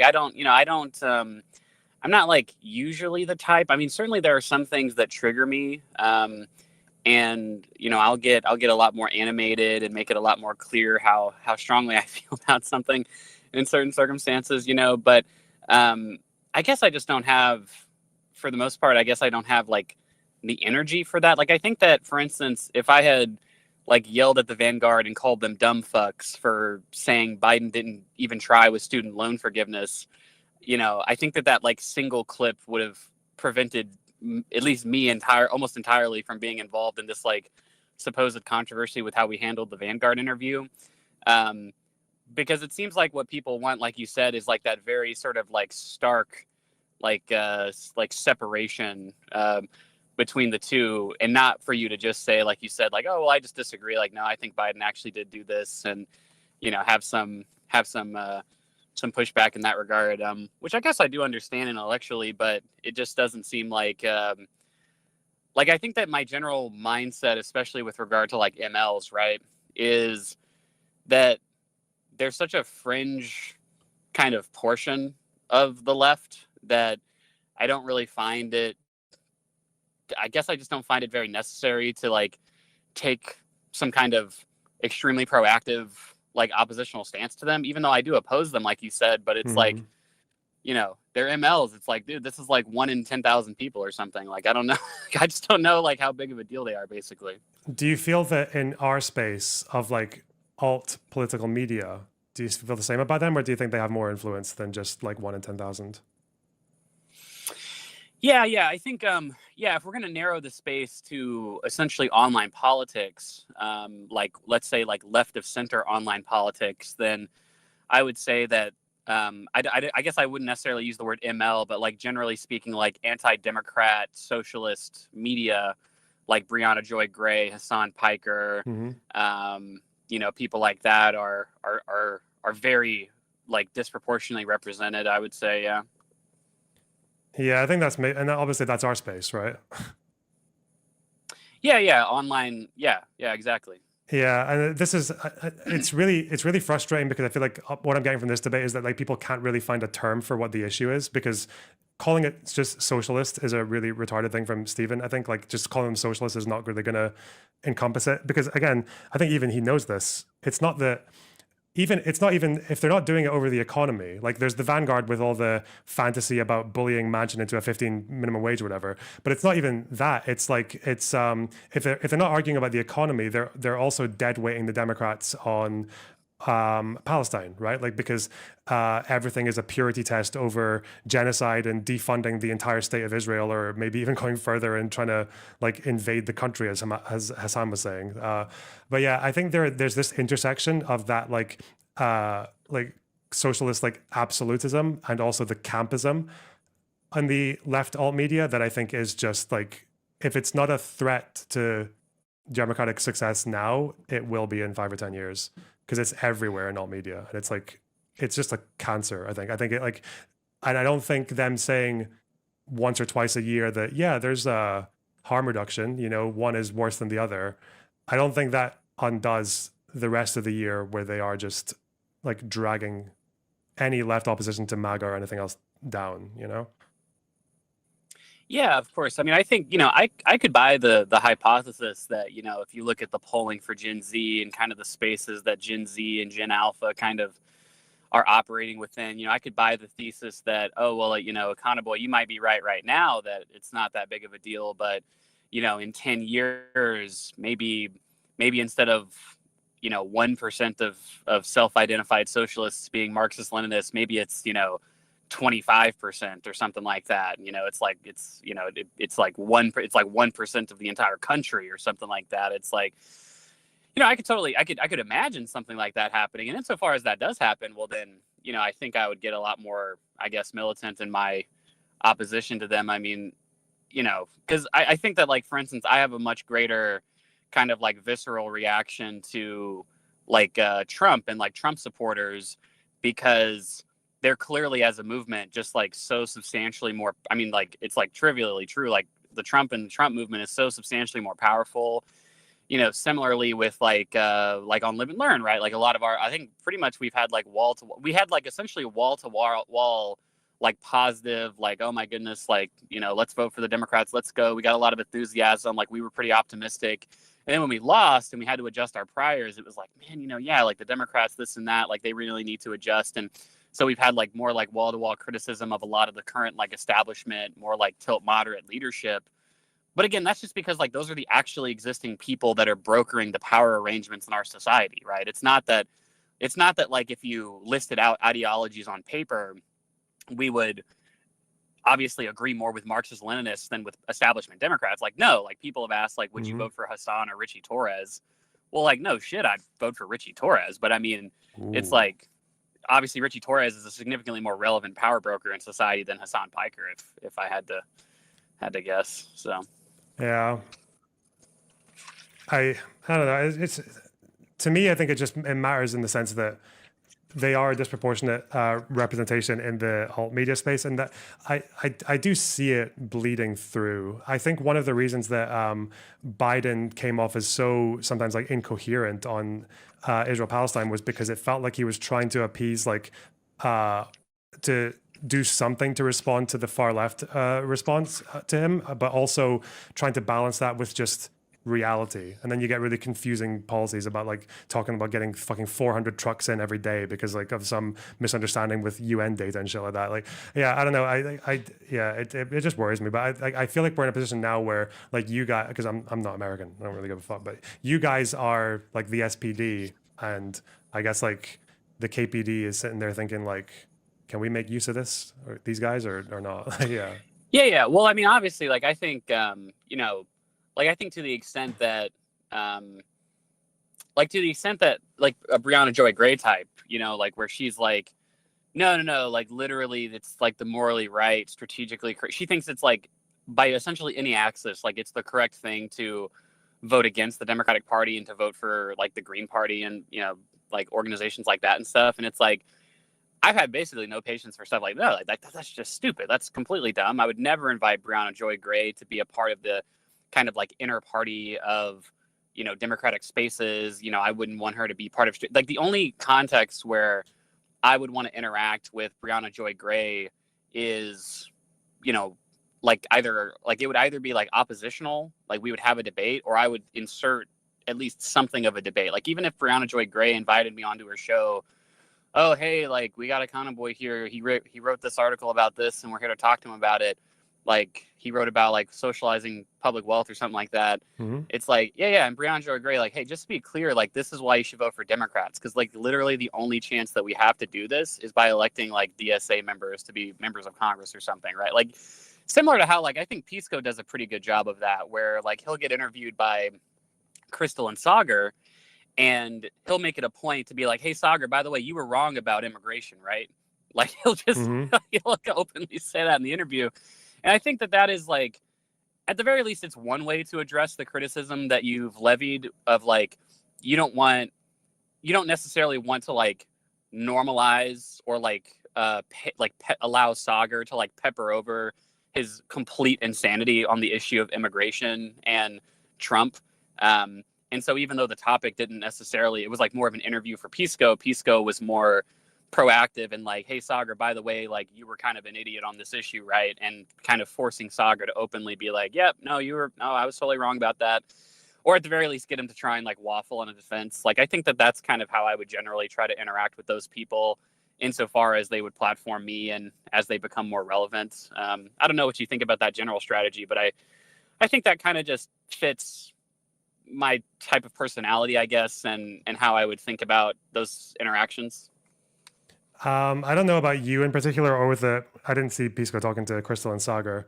I do know that if I was getting congratulated or like commended by Hassan for making his opinions look a bit more chill than they actually are, I feel like that would maybe worry me a little bit, but especially if it was over over re-education camps which I think is he definitely made camps. And if he didn't, then everyone in his audience who heard it did. Yeah, I don't know.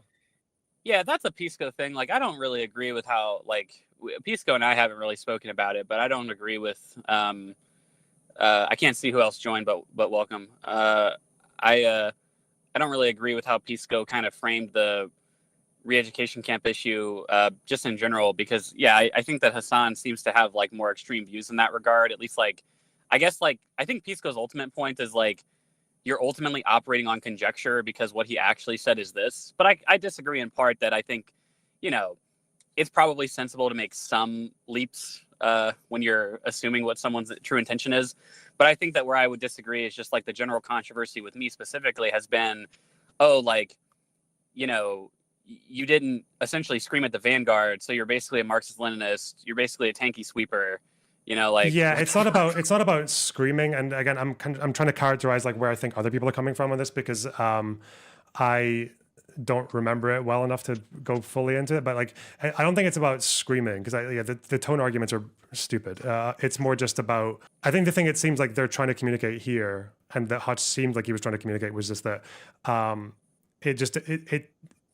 it didn't come off like you saw them as like the enemy that someone like Hutch thinks that they should be seen as. And I think you can do that without shouting, right? Like, you can calmly make someone feel like an enemy.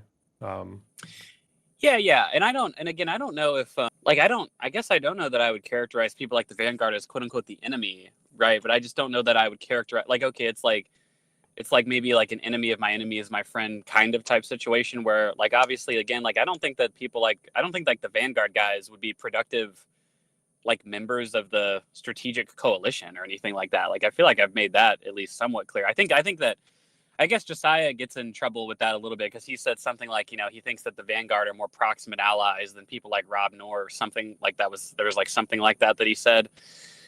And I mean, I think that probably is true, that in terms of like, who could you sit down and strategize with more in terms of accomplishing your political goals? Well, it probably would be the vanguard and not Rob Noor, but that's obviously like quite an extreme contrast between the two. Generally speaking, like, I don't think that the vanguard should be invited into conversations like that, because, like, they do seem to have like a bit of derangement with regards to like a lot of Democrats, right?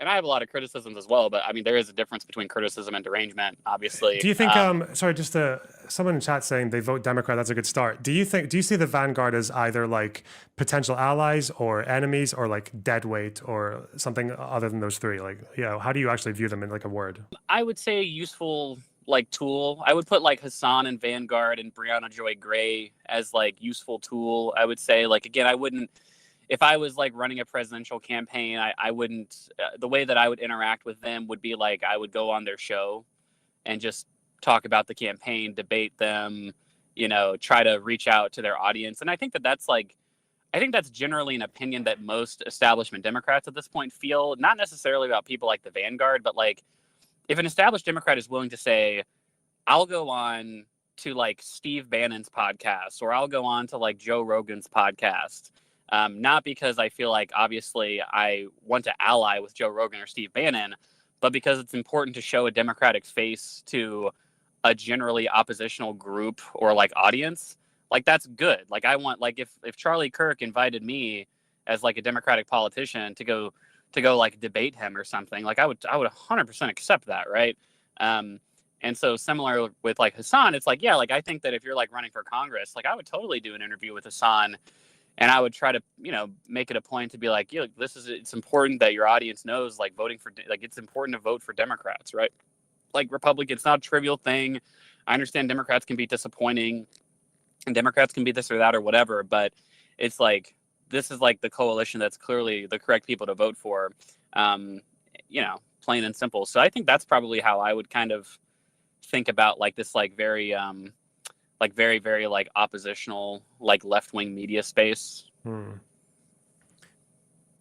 I wonder if they see Dems as more of a useful tool than they are to the Dems. Like, I don't know if you saw Bernie Sanders on Novara Media talking to them. The only big clip that spread around that they grabbed from that interview was Ash Sarkar asking Bernie like 3 times if what's happening is a genocide in Gaza. And Bernie at this point was already calling for an arms embargo. Like, you've got every fucking policy concession that you want, and she's still purity testing him on genocide. Like, that to me is kind of fucked. And I think in a case like that, I think even with someone like Bernie, who is as far left as Dems get, right? He was useful to them, and they just hamstrung him. Like, yeah, I'm not sure. Yeah. I mean, that's one of those weird things. Like, I don't, politicians just feel the need to like, obviously lefties feel the need to purity test, and politicians feel the need to be like wiffly waffly on issues like that. Like, if Bernie doesn't think it's the genocide, he should just say like, no, I don't. But every time he's asked about it, he's always like, well, that's a legal term, and what Israel's doing is terrible. It's like, dude, just say no. Well, because you know what happens if he just says no, though, right? Like, because to them, like saying like it's the proxy issue. If you say no, that's like you're dead, right? Whereas you're like, yeah, sure, but like it's just like Bernie should be. That's almost like, it's like the criticism you have for like me and the Vanguard. It's almost like what I'm saying about Bernie. It's just like, to the extent that a meaningfully large portion of your base would abandon you if you just flatly said no to the question of, is Israel committing a genocide in the Gaza Strip? It's like, okay, well then it's like, Bernie, you're 85 fucking years old, man. Who cares at this point? Just fucking say it with your fucking chest. This is your last term in the U.S. Senate anyway. I don't really understand the point of being wiffly waffly when you're like 85 years old and you're like, this is your last hurrah in politics, right? And so I would just want like politicians to be more direct in general. What do you think? What do you think Navarro would have done with that clip if he had just said, "Nah, fuck you," like, or just no? Well, sorry. Yeah, that's what I'm saying. Like, yeah, like I'm sure that like if you don't, like, I'm just saying, like, if you don't think it's a genocide, just say no, right? And if you think it is a genocide, like, just say yes. Like, I don't understand.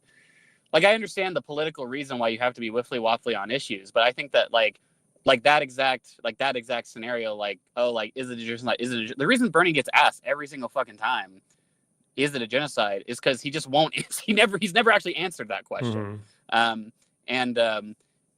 agree that the purity testing of the left is like ridiculous to a certain extent, and people should be a little bit charitable. Like, I think like maybe the best way, I can't remember who the video was that I was watching, but I think the best way to criticize Bernie would be like somebody who's like extreme left, like criticizing Bernie. I saw a video where like essentially the thesis of the video was something like, look, like, Bernie is a good guy. I really like Bernie. I just think that, he does represent this kind of like liberal Zionism that I think is toxic. And, he wasn't saying Bernie's just a fucking sellout. He's just as bad as Netanyahu. Like, he was actually engaging in what I think to be like an extreme left opinion, but also not like totally insane vitriolic rhetoric, right?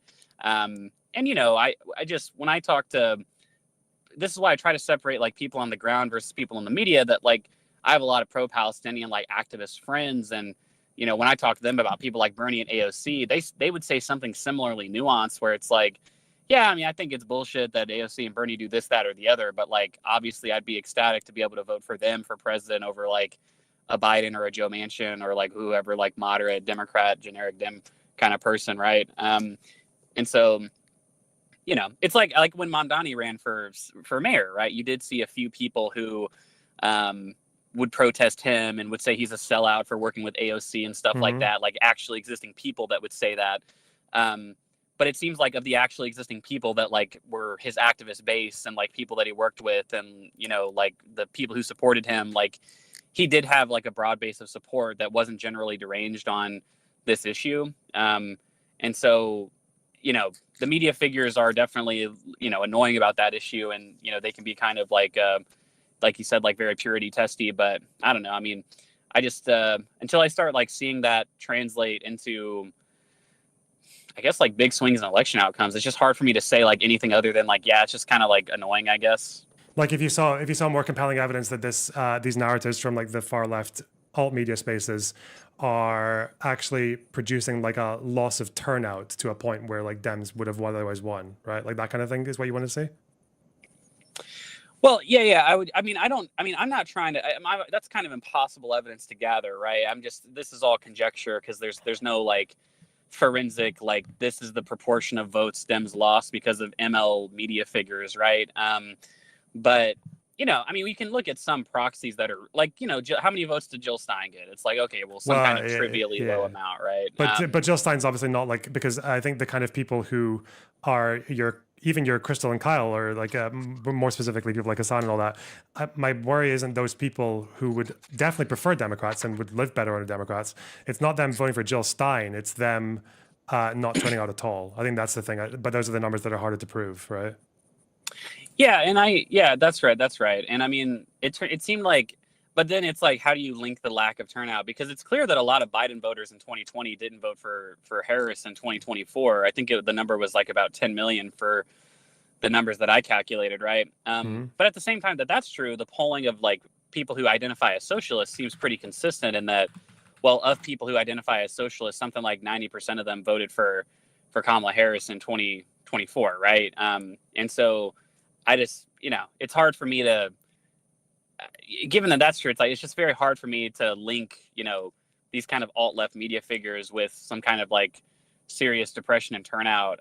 But like I said, I feel like we agree on all the actual descriptions here that, I think that this kind of left-wing alt media that you're describing is very purity testy. They're very kind of like, I think their electoral strategy clearly just doesn't work. Like Brianna Joy Gray has contributed exactly nothing to American policy by supporting the Green Party. Everyone who's ever voted for the Green Party has contributed exactly nothing to American policy at all. Dems Dems just simply don't shift left because you vote for the Green Party. Dems shift left when DSA socialists win Democratic primaries. Like that seems to be much more likely to shift the Dems to the left. So the electoral strategy is bankrupt for electoralists, but like anti-Dem leftists. And then for the anti-Dem, anti-electoralist leftists, it's like, well, they're almost like necessarily irrelevant, right? Because they're not even voting, right? So like, what the fuck? Like, they're like closed to the potential of the election, I guess, because they don't even vote in the first place, right? Yeah, I don't know. And again, when it comes to data, like that might be a different question. I find it. Just again, I'm just being intuitive. I'm just being soy intuitive, but I just find it hard to believe that like you can have this media sphere, which is okay. Let's face it, it's growing. Like alt media is never going away. It's growing. Yeah, It's I totally agree. No, but that's Lonerbox. I just be clear. Like I totally buy. Like I think it's sensible to say that. Yeah, like you might expect like in 10 years that. As Zoomers become in their 30s and Gen Alpha are like voting in large numbers, that these people might grow significantly, and so that is kind of a risk. And I guess with the Vanguard specifically, I don't think they're particularly, I guess, like I'm not relevant either. Like Vanguard's not very relevant. I'm not either. But like with regard to like people like Hassan, like I think okay, for instance, like there was like this he goes and gets an interview from NPR, and the NPR guys kind of allow him to get away with saying like, oh, I'm just like a progressive. And it's like, bro, like, no, like that's crazy. Like if I was talking to Hassan, I would not allow him to get away with being like, I'm just a progressive. It's like, no, Hassan, like, don't be a pussy. Like you're a fucking super left-wing socialist. Just say it with your chest. And let's talk about what you said about re-education camps and kind of at least, give you the opportunity to clarify some things. Like, stuff like that is super duper wild, right? And to be clear, he didn't say camps. He said they would happen in very nice places with with regular old dudes. Wait, hang on, wait. But that's a criticism. I think that at least all I was going to say was like, I think that's a very sensible criticism by magnitude for those platforms, because that's like establishment media, not like literally giving like a softball interview to Hassan, which like I wouldn't do that personally. You know, like if I was talking to Hassan, like again, I'd at least make it a point to draw a stark contrast of how we tend to interact and like work within these spaces. Sorry, I interrupted whoever else was trying to talk. Oh, no, I just wanted to, I guess there's maybe one other thing that I'm pretty sure we agree on, but just double check, is that, yeah, like there is like the potential of this big like future problem coming up where you have this like space where Trump can go on to Rogan and all these other like brown-nosed people who will support the party, even often despite disagreements on a few key issues, but he'll get his fair share from media that are going to vote for him. Whereas the alt media, even if they do vote Dem, are going to spend 364 days dragging the Dems. And also, I think this also results in confused messaging as well. I think listening to Harris answer questions, she just sounded so fucking scared of her own shadow when she was talking, right? Like it sounded like she was scared to make the right wingers think she was too progressive, but she also definitely looked like she was like treading lightly with left wingers as well when she was answering this. And that does leave you a problem where you kind of feel like you're beset on all sides. And the more the left wing alt media space grows, like this, it's unsustainable. It's unsustainable to have people who, even if they vote Dems, just hamstring them for the entire year, bar one day when they're asked, who's the lesser of two evils? Yeah. Right, yeah. People say they like generic Democrat much more than they actually do when they're presented with someone trying to be generic Democrat. Yeah. Right. Like people, they want to at least see like some, you know, some like noticeable personality and like some genuine kind of quirks and stuff. And you know, that's one reason why I've always said that. Like, I think one of the appeals of Bernie is that even though Bernie like is like very much just a very risless, grouchy old man, he is just, it's like kind of endearing that he's just willing to just be that way. You know, like he's just an angry old man talking about socialism all the time. And that's just who he is. It's who he's always been. You can find clips of him when he's like 40 years old doing the same shit.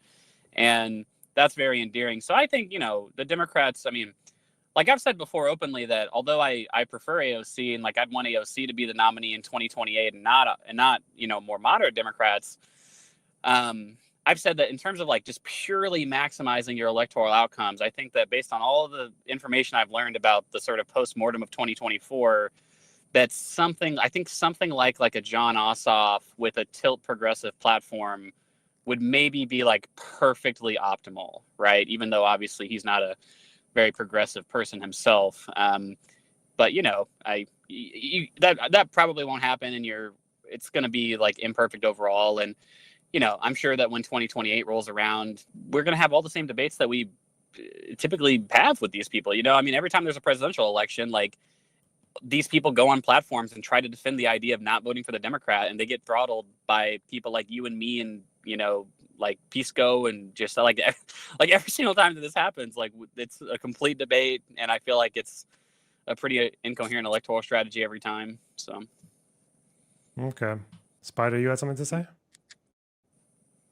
So I have a couple questions again. So this is my first question. Wait, Econ, are you a communist socialist? I'm a socialist at this point in my life. Yeah. Tight shit. First question is, well, this is for both of you. So who would you pick, Lonerbox, Trump or Hassan for president? Who would you choose? It's a fucking dumb question. I don't know. There's so many. That's not a dumb question. It's a fucking question. It is a dumb question because there are so many potential things you'd have to consider about like what society look like when we've got 50% of the population voting for fucking Hassan. I don't know if that means we're gonna get like Hassan for 2 years and then there's a coup and fucking Stalin comes in. All right, fine. If the majority, if Hassan Piker, right, the Turkish white motherfucker, got in president, okay? If he became president, what the fuck? What do you think? Like, what do you think will happen? Like, I think I'm probably I think ideologically at the root, I think I'm probably a bit more scared of Hassan than I am of Trump. Yeah, I think when Trump's done, he's done. He's gonna go. They're gonna shit themselves about who to replace him because there's no foundational ideology for anyone to really grasp to. But with Hassan, if he becomes president and he doesn't deliver, then there's going to be what happens to socialists. The more crazy you are, the more extreme radical left you are, the better. Hassan is just like the stepping stone to fucking Stalin or Padam Panada, I guess. Yeah. I personally disagree because I spoke to other people. I think Hassan is just so goddamn retarded. Okay, like I think he'll probably be like another Zoran or like a Bernie, bro. I think he's too goddamn dumb, and I think he'd be so goddamn cucked into like pushing like anything like radical shit that he says. You know what I mean? Like re-educational camps. Do you know feel what I mean? the same about people who elevate Hassan? About the people he encourages in his Bad Banana? audience? Yeah, the like the kind of Like people Rush? the kind of people who would be in his cabinet, for example, or the kind of people that would be sitting and waiting to take over the reins when he fails. Then if fucking Bad Banana wasn't like fucking the fucking defense attorney or fucking like secretary of state or what the fuck, I'll honestly put myself in the fucking gulag, then let Hassan become president. But do you know who will be in the gulag with you?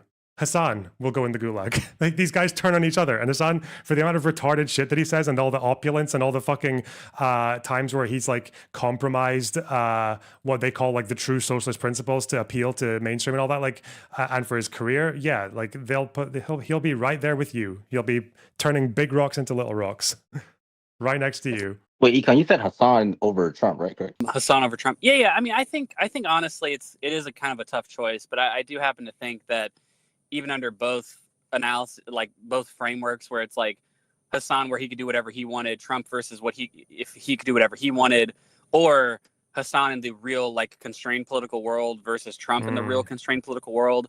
I think honestly in both circumstances, like I do think Hassan would be better than Trump, because I think that Trump, like, I guess I think that in a very fundamental sense, like Trump is just a more evil person than Hassan, and so that's kind of where I'm coming from in that. And like I think Hassan really... would try. He'd try the one phone call with Israel. It wouldn't work, and then he would just get bored. He wouldn't actually try to send American troops to invade the country, right?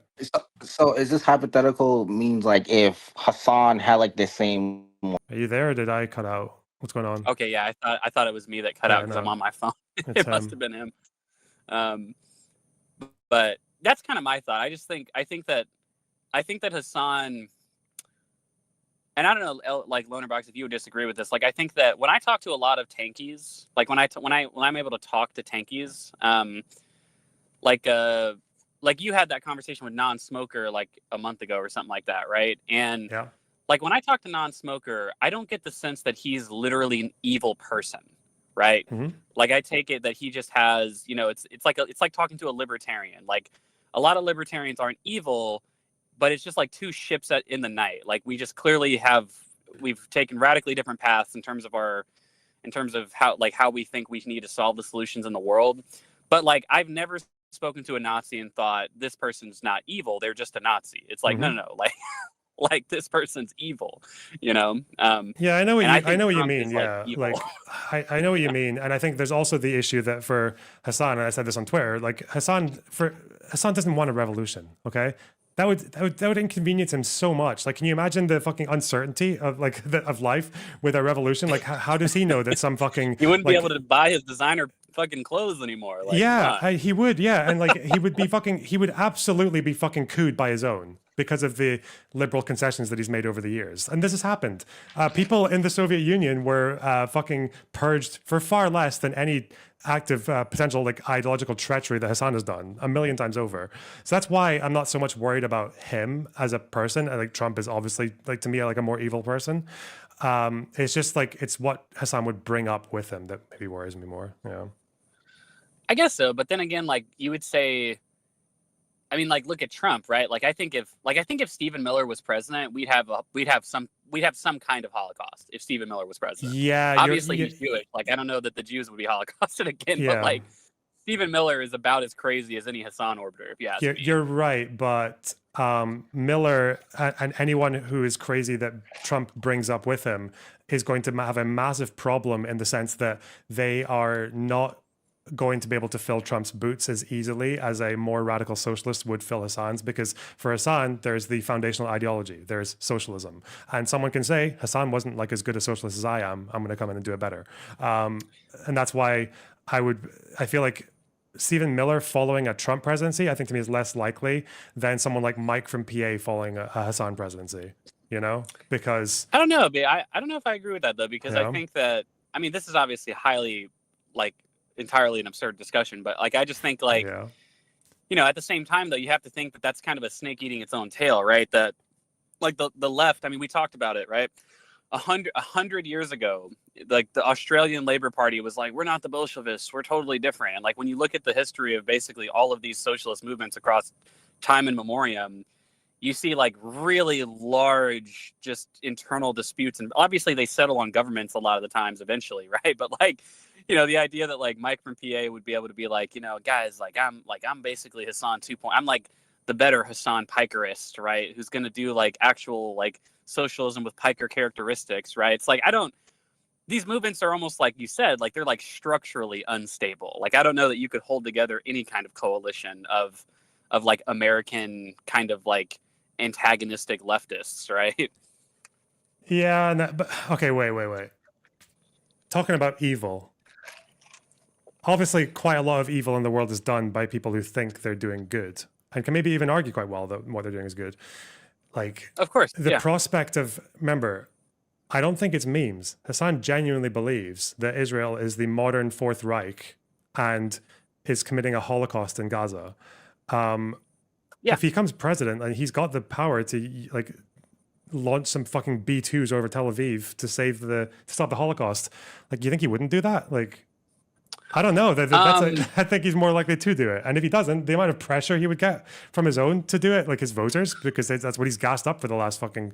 Wait, but I thought you said earlier you thought he wouldn't actually invade Israel. Yeah, I don't know, because like I feel it's difficult because so much of it is like branding, but I feel like he'd be at a point where maybe whether he believes it or not, he's put his voter base expects that from him.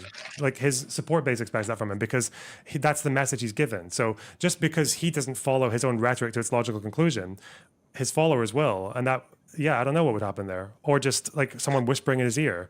He even tweeted it, so I don't know. Like, no, but don't get me wrong. Like, I think that, like, again, I think in both scenarios, it's very scary, right? Like, I remember, I think it was the last Live and Learn episode. Like I mentioned to Pisco, because he's Peruvian, that like Peru literally had that. Like they literally had an election like this where they had, I think the name is like Fujimori, which is essentially like a fascist political family in Peru, and I think her name was Kiko Fujimori. She was running as the fascist right-wing candidate in the runoff against Pedro Castillo, who was like a Marxist-Leninist, like left-wing union trade activist. And I think that the ML, like Pedro Castillo, he won by like 0.5% or something. And then he takes office and immediately gets impeached because he tries to like, you know, abolish, like, he tries to basically be a literal tanky and like get rid of Congress or something like that, right? So he has to get thrown out of office. And so it's like, even though that happened, I would still think, like, even in hindsight, that he was a better choice than like the fascist right-wing party. And similarly that, you know, Hassan versus Trump, that either a constrained Hassan in real existing political institutions versus a constrained Trump. Well, we see what constrained Trump looks like. It's still like terrible, right? It's awful that Trump is president, and it's awful what he's done to this country. And constrained Hassan would probably be awful too. But I think that, you know, there's probably just like a margin of issues where Hassan would be better than Trump. Like Hassan would probably not redistribute a bunch of wealth to the rich, if I had to guess. Hassan would probably not, you know, cut a bunch of welfare programs. Hassan would probably not like completely destroy the state capacity of the United States by firing hundreds of thousands of like federal employees, right? And, you know, so it's like on the margin, I feel like a constrained scenario would be better for Hassan. But then like even ideally, it's like, okay, again, like Trump tells Stephen Miller, hey man, we got a supermajority, we can do whatever we want, start the denaturalization, start rounding them up. Like I think that's what you'd see under an unconstrained Trump scenario. It's just kind of hard because I think that in the question, what we're seeing is Hassan that is able to say his real opinions because he's not a politician, versus Trump, who can't really say his real opinions because he is a politician. And that's just kind of difficult. It's always going to be difficult to compare because their rhetoric is differently constrained. Yeah. Well, that's kind of why again, it's all this alt history where every parameter changes. But yeah, if you're in this current system and it's 4 years of Trump versus 4 years of Hassan, it's like, yeah, 4 years of Hassan, probably nothing would happen. Like he would just fail at implementing everything, get bored and leave. But then, yeah, it's just there's so many different ways to answer the question. Yeah. Like I think Hassan's, out of interest, I guess it would also be funny to see like, because like you said, like it would be funny to see Hassan's reputation like completely collapse with like the online left because he wouldn't be able to do like essentially like, oh, it turns out you can't just do Medicare for all with an executive order. Oh, who'd have thought, right? Mm-hmm. Like it turns out you can't just like bully every single senator to do what you want for them. Like that's actually pretty difficult, it turns out, right?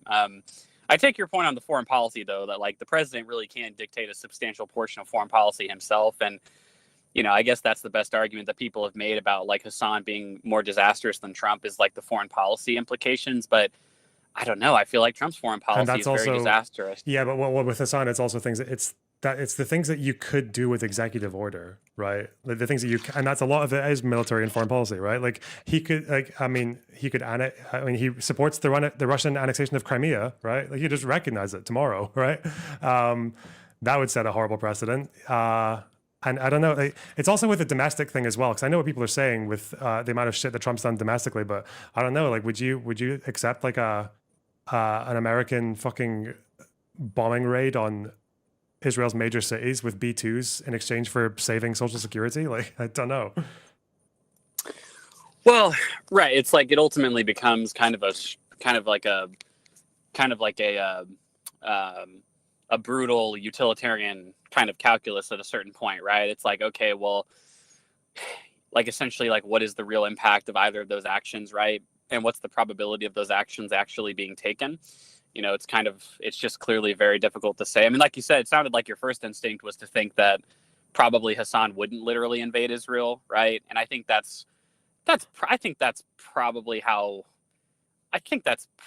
right as well. Like I remember talking to Tally bots over in Wick on Wick TV, and like they had said something like their expectation was that if Hassan became president, there would literally be like a Holocaust like killing of Jews on the planet because of like he would like completely destroy Israel basically. And it's like would he? Like I really don't know. That's just not my expectation personally. Like I think that to the extent that you're a Zionist or like you really are like in support of the Israeli state or something, it's like I guess I don't think that there'd be a second Jewish Holocaust if Hassan was president. Like I guess maybe that would happen, but well, it's more like what he said about what he said. Like if obviously the phone call doesn't work and the sanctions don't work because obviously Israel's still going to fight some of their enemies, then it's like, do you do the bombing to stop the Holocaust? And then, okay, what if it happens? What if America like incapacitates the IDF and then Hamas and Hezbollah and the Houthis and whatever other proxy groups decide to rush into Israel and take advantage of the situation? Like, would Hassan stop them? Probably not. But also, even domestically, right? Like, what if someone decided to fucking, what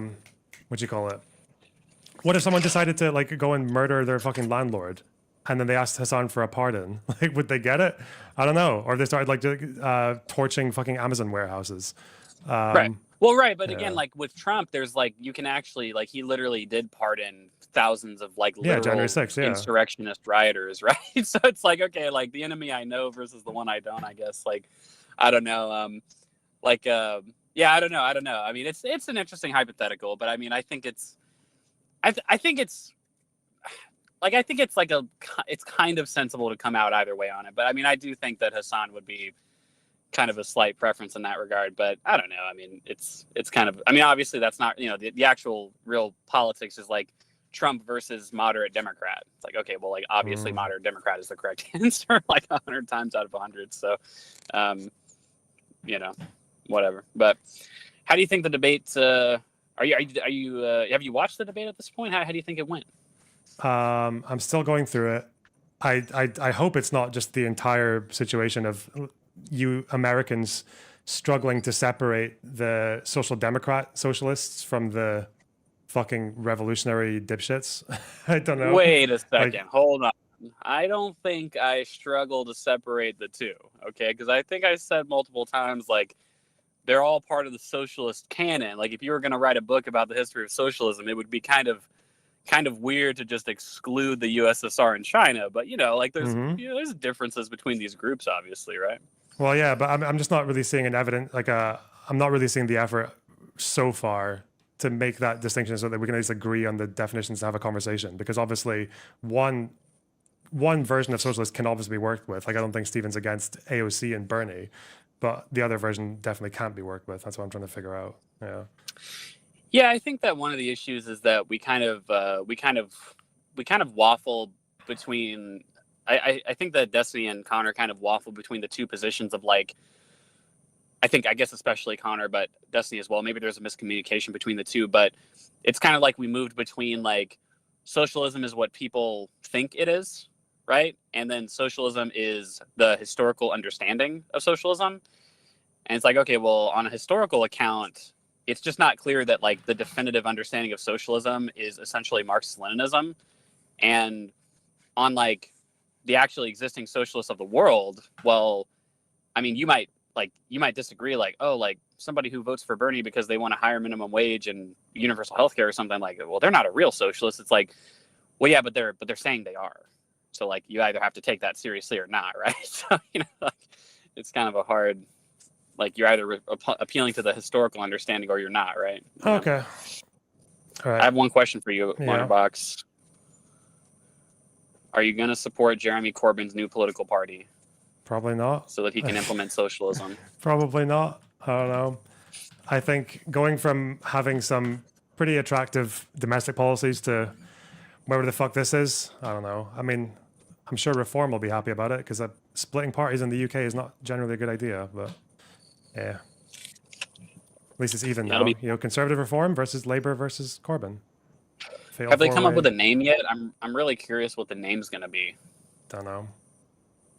I'm so curious what Apparently it'll the launch be. Do you was think they'll just be like the Socialist Party? What?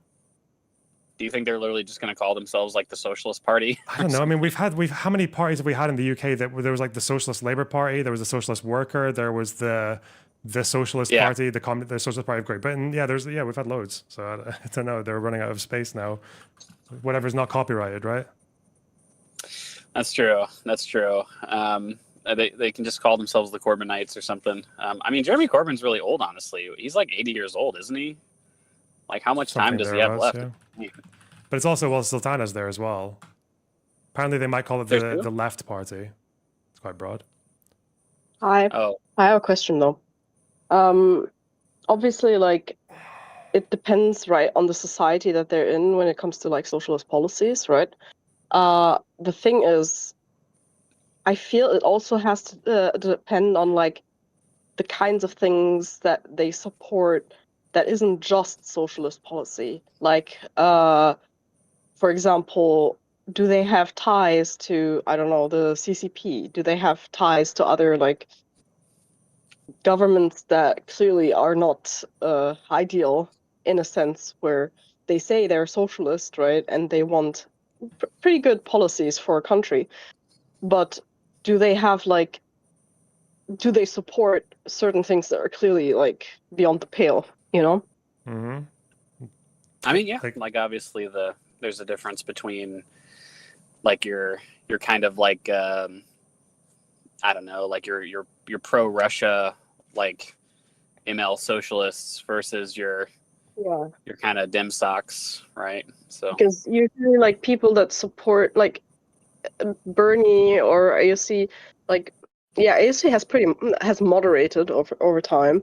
The thing is that like most people that would vote for them also like, I don't know, peddle like fucking propaganda for like actual like what are they, like one party governments. They want actual autocracy, right?